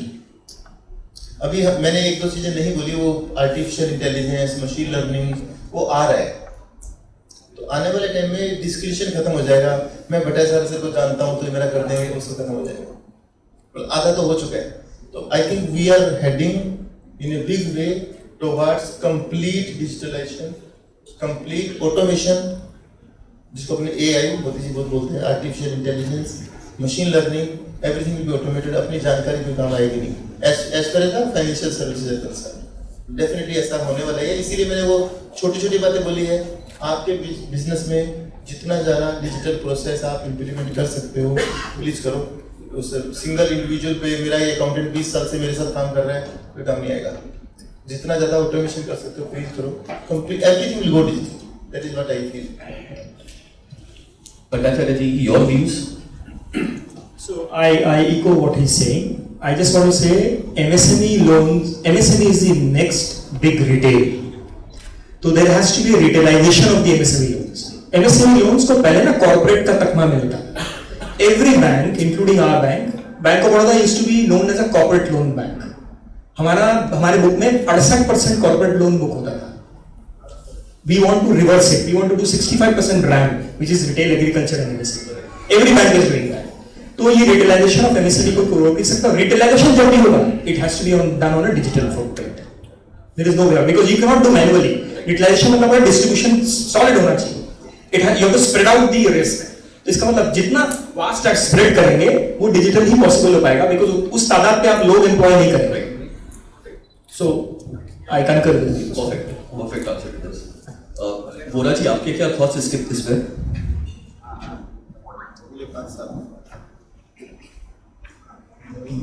I agree with Mr. Bhattacharya because it is definitely अगले 5 साल में MSME का जो डेवलपमेंट है वो इतना फास्ट जाएगा और डिजिटलाइजेशन होने के बाद में मतलब होना जरूरी है तो ही हम लोग आगे फास्ट जा सकते हैं। ये डिजिटलाइजेशन मस्ट। राजीव जी, आपके thoughts? Sir, before I reply to your question, Mittal ji ने जो बात कही, I would just like to highlight एक चीज, जो greater Rajkot chamber of commerce जिसके जनसुबा चेयरमैन और मैं प्रेसिडेंट हूँ, हम लोग काफ़ी प्रयत्न कर रहे हैं कि पब्लिक के मतलब एंटरप्रेन्योर्स, एसएमई के एंटरप्रेन्योर्स की अवेयरनेस बढ़े, टैक्स कॉम्प्लायंसेस या नॉलेज, इम्पार्टिंग नॉलेज। कल हमने एक सेमिनार रखी एसएमई आईपीओ के ऊपर रखी, तो उसमें प्रकाश दीवान जो मतलब बॉम्बे के काफ़ी जाने माने स्टॉक ब्रोकर है, अभिनव गुप्ता है शेयर इंडिया, तो दे आर कमिंग। तो हम लोग काफ़ी ये कोशिश करते हैं कि इस तरह के लोगों की अवेयरनेस आए। लेकिन सबसे बड़ी जो इम्पोर्टेंट चीज़ है जो डिजिटलाइजेशन में, वो पेपर वर्क की अवेयरनेस ऑफ द पीपल। और वो मुझे लग रही है कि जैसे सर ने बताया कि अभी जीएसटी आने से काफ़ी बढ़ गई है और एक दफ़ा जीएसटी के प्रॉपर कंप्लायंस भी काफ़ी होने लगी है। तो उसके हिसाब से in time to come the SME will be ready with their papers and then the digitalization will be very easy for them. क्योंकि आज papers नहीं तो digitalization क्या करेंगे? I think the future is going to be great for digitalization. Perfect answer, sir. Perfect answer. Before we end, हम समाप्त करें उसके पहले किसी को कोई doubts, कोई सवाल, कोई queries?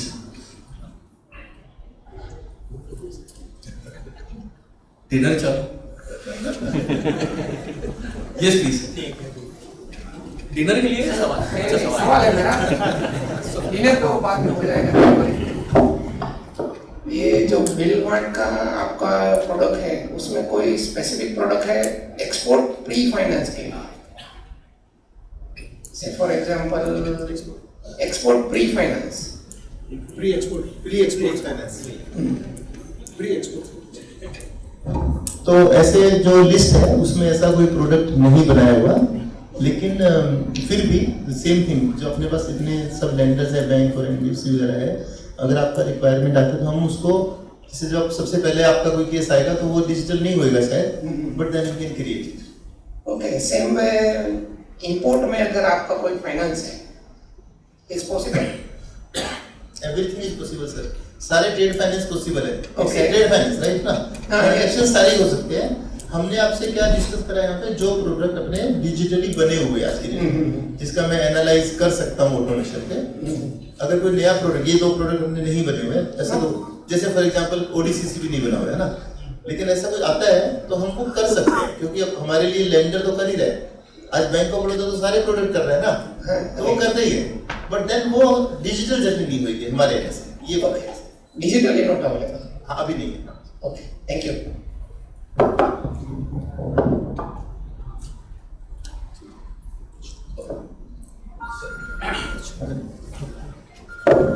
सर, आपका ये कंसेप्ट हमने सुना, पूरा देखा, अंडरस्टैंड किया है, पूरा है, लेकिन being MSME unit, I think Dhanishuk Bhai Gora is the senior most industrialist MSME इधर राजकोट के जो है, he knows what MSME units are suffering from.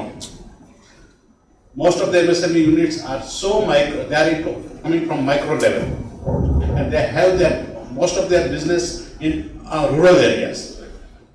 They're coming from rural areas. So your concept of आपने बताया कि आपको उससे concept लेना है, जो है फाइनेंसिंग के लिए लेना है, it becomes very difficult. I think बड़े जानते हैं, वो अंडरस्टैंड करते हैं ये कितना डिफिकल्ट है ये कंसेप्ट, ये माइक्रो लेवल पे, ये अपना MSME यूनिट में आगे ले जाए, ये ठीक है। ओके सर, इंडस्ट्री के लिए ये आपका कंसेप्ट है, उससे अच्छा है। They have the big industries, they know what, पर ये पूरा ट्रेडिशनल बिजनेस है, इधर पूरा का पूरा ट्रेडिशनल लेवल पे चलता है पूरा। कोई भी अपना ये आपका MSME 45 डेज का है मैंडेटरी, फिर भी no one is following that. Sir, आप उसको कैसे कराएंगे? सर मेरी बात सुनिए, बैठिए, आपका पॉइंट अच्छा है, लेकिन मेरा इसमें बहुत बड़ा फ्रैंकली डिसएग्रीमेंट है। मैं 2003-4 से लेके और करीब 13-14-15 तक बहुत सारा जो ये एग्री एक्सचेंजेस, एग्रीकल्चर सेक्टर में रहा हूँ, और मेरा ऐसा विचार है कि भारत का किसान अनपढ़ है पर मूर्ख नहीं है, समझदार है। प्लस किसान को इंटरनेशनल मार्केट रेट पता है सर, वो मूंग का दाल का रेट बर्मा से लेता है, चिकपीस का रेट कनाडा से लेता है, उसके पास SMS में आता है इंडिया में। ये जो जर्नी है ना, इसमें मोबाइल फोन सबके पास है, स्मार्टफोन है सबके पास, स्मार्टफोन है, उसको ऐसे बटन ही दबाना है, और यही मैं बोल रहा हूँ, हमको इतना सिखाना है लोगों को। आज वो तो सही है सर, जैसे हम कहते हैं कि हम बता रहे थे पेपर वर्क से, वो लोग पेपर वर्क से एक्सेप्ट नहीं कर रहे, तो डिजिटलाइजेशन कैसे एक्सेप्ट करेंगे सर? सर एक जो mobile phone they are not ready to do the any paper work also. एक चीज देखिए, आप मान के चलिए कि GST था, GST जब आ गया, ठीक है, कितना ऐसे लोग थे कि वो GST पोर्टल पे नहीं आना चाहते थे। बट अगर आप देखिए, गवर्नमेंट इनिशिएटिव देखिए, प्राइवेट इनिशिएटिव देखिए, या जो जर्नी चल रही है आज की डेट पे, छोटा सा छोटा बंदा भी डिजिटलाइज पे आ गया। पोस्ट कोविड का एक सिंपल एग्जांपल लीजिए, आप हमेशा कैश में खर्चा करते थे, बराबर? आप हमेशा कैश में खर्चा करते थे। कोविड के बाद आज अगर आप बाहर भी जाते हो या आपका बच्चा भी जाता है, या तो आप जो रिक्शा का भाड़ा है वो भी स्कैनर से पे करते हो। देखो, पॉसिबल ऐसा नहीं कि कोई चीज पॉसिबल नहीं है, सब कुछ पॉसिबल है। Adoption of the technology, adoption of the digitalisation आपको करना ही पड़ेगा। Everybody has to do that. अगर आप लोग मान के चलिए सिस्टम में नहीं आते हो क्या, तो ये तकलीफ जो है, ये तकलीफ सबको होने वाली है क्या? आज की डेट में अगर आप कॉर्पोरेट में जाते हो या किसी भी बड़ी कंपनी में जाते हो, आप अगर जीएसटी का बिल उसको नहीं देते हो तो बोलता है भाई तो जीएसटी का ही बिल मुझे चाहिए, नहीं तो मैं तेरे से खरीद नहीं सकता। सेम चीज अगर आप गवर्नमेंट में देखिए, गवर्नमेंट में आज की डेट पे अगर आप देखोगे तो 20%, 25%, 30% जो माल खरीद रहे हैं वो एमएसएमई से खरीद रहे हैं। अगर आपको वहां पे जाना है, वहां पे एंट्री आपको चाहिए, तो ये ऑनबोर्डिंग प्रोसेस आपको करनी पड़ेगी। जो मेंटल जो आप ब्लॉकिंग लेके बैठे हो ना कि नहीं यार ये पॉसिबल ही नहीं है, ये चीज होगी नहीं। जैसा भट्टाचार्य सर ने कहा कि नेक्स्ट 5 इयर्स जो हमारे प्राइम मिनिस्टर साहब जो है, मोदी साहब जो विकसित भारत का सपना लेके चले हुए हैं, इसकी नींव ही जो है वो डिजिटलाइजेशन ही होने वाली है सर। उसके आगे हम तो अभी डिजिटलाइजेशन की बात कर रहे हैं, इसके आगे अगर आप देखोगे इंडस्ट्री 4.0 तो हमारे यहाँ पे अभी मेरे ख्याल से आधे से ज्यादा लोगों ने किया भी रहेगा। बट आप अगर फॉरेन कंट्रीज देखोगे तो इंडस्ट्री 5.0 से आगे निकल चुके हैं वो लोग। आज की डेट में मैन्युफैक्चरिंग में या जो हम लोग आज नॉलेज इंपोर्ट करते हैं इंडस्ट्री में, या वो अगर आप देखोगे तो उसमें या एआई, एमएल ये सब चीजें ऑलरेडी आ चुकी है। और जो कंपनीज आप अगर देखोगे, आप थोड़ा सा बाहर निकल के देखिए, इंडिया में भी जितने कंपनीज है जो एआई एमएल अडॉप्ट कर चुके हैं, उनमें इनोवेशन कितना आया हुआ है, एक्यूरेसी कितनी आई हुई है, what kind of quality product they are manufacturing, ये अगर आप देखने जाओगे तो उनके साथ में आप कॉम्पीट नहीं कर सकते हो सर। सो भाई ने वही कहा कि भाई adoption of technology is must. अगर आप नहीं करते हो तो जैसे छन्नी से देखो छान के निकल जाओगे, वैसी चीज होने वाली है, बराबर। सो ये जो जर्नी है, ये जर्नी आगे बढ़ने के लिए आज तो ये फाइनेंस के ऊपर था, इसके ऊपर था, बट आगे जाके आपको जो भी हेल्प लगती है मेरे ख्याल से you have to come forward. जैसे एसोसिएशन आपके पास आता है, you have to go to the association और बोलना चाहिए कि भाई ये चीजें हमें तकलीफ दे रही है, ये चीजों के ऊपर हमको यू शुड गाइड अस, तो ये चीजें आगे बढ़ सकती है। और उसमें एसएमई चैम्बर ऑफ इंडिया हो या लोकल चैम्बर ऑफ कॉमर्स हो या गुजरात हमारा गुजरात इंडस्ट्री डेवलपमेंट एसोसिएशन हो, आपके साथ में है। थिंग इज दिस कि ये जो सब सही सुविधा आपके लिए है, you should have to become a member with the associations, उसके फायदे आप लीजिए। चैम्बर या लेंडिंग इंस्टीट्यूशन, फाइनेंशियल इंस्टीट्यूशन सब आपके साथ में रहेंगे। इसी के साथ आज का प्रोग्राम हम खत्म हुआ है जाहिर करते हैं। या डिनर की व्यवस्था की हुई है, आप सब लोग डिनर कर लीजिए, सब लोग इंटरेक्शन कर लीजिए। कुछ भी क्वेश्चंस रही है, कुछ भी आपको तकलीफ आती है, do write to us, do let us know. Thank you.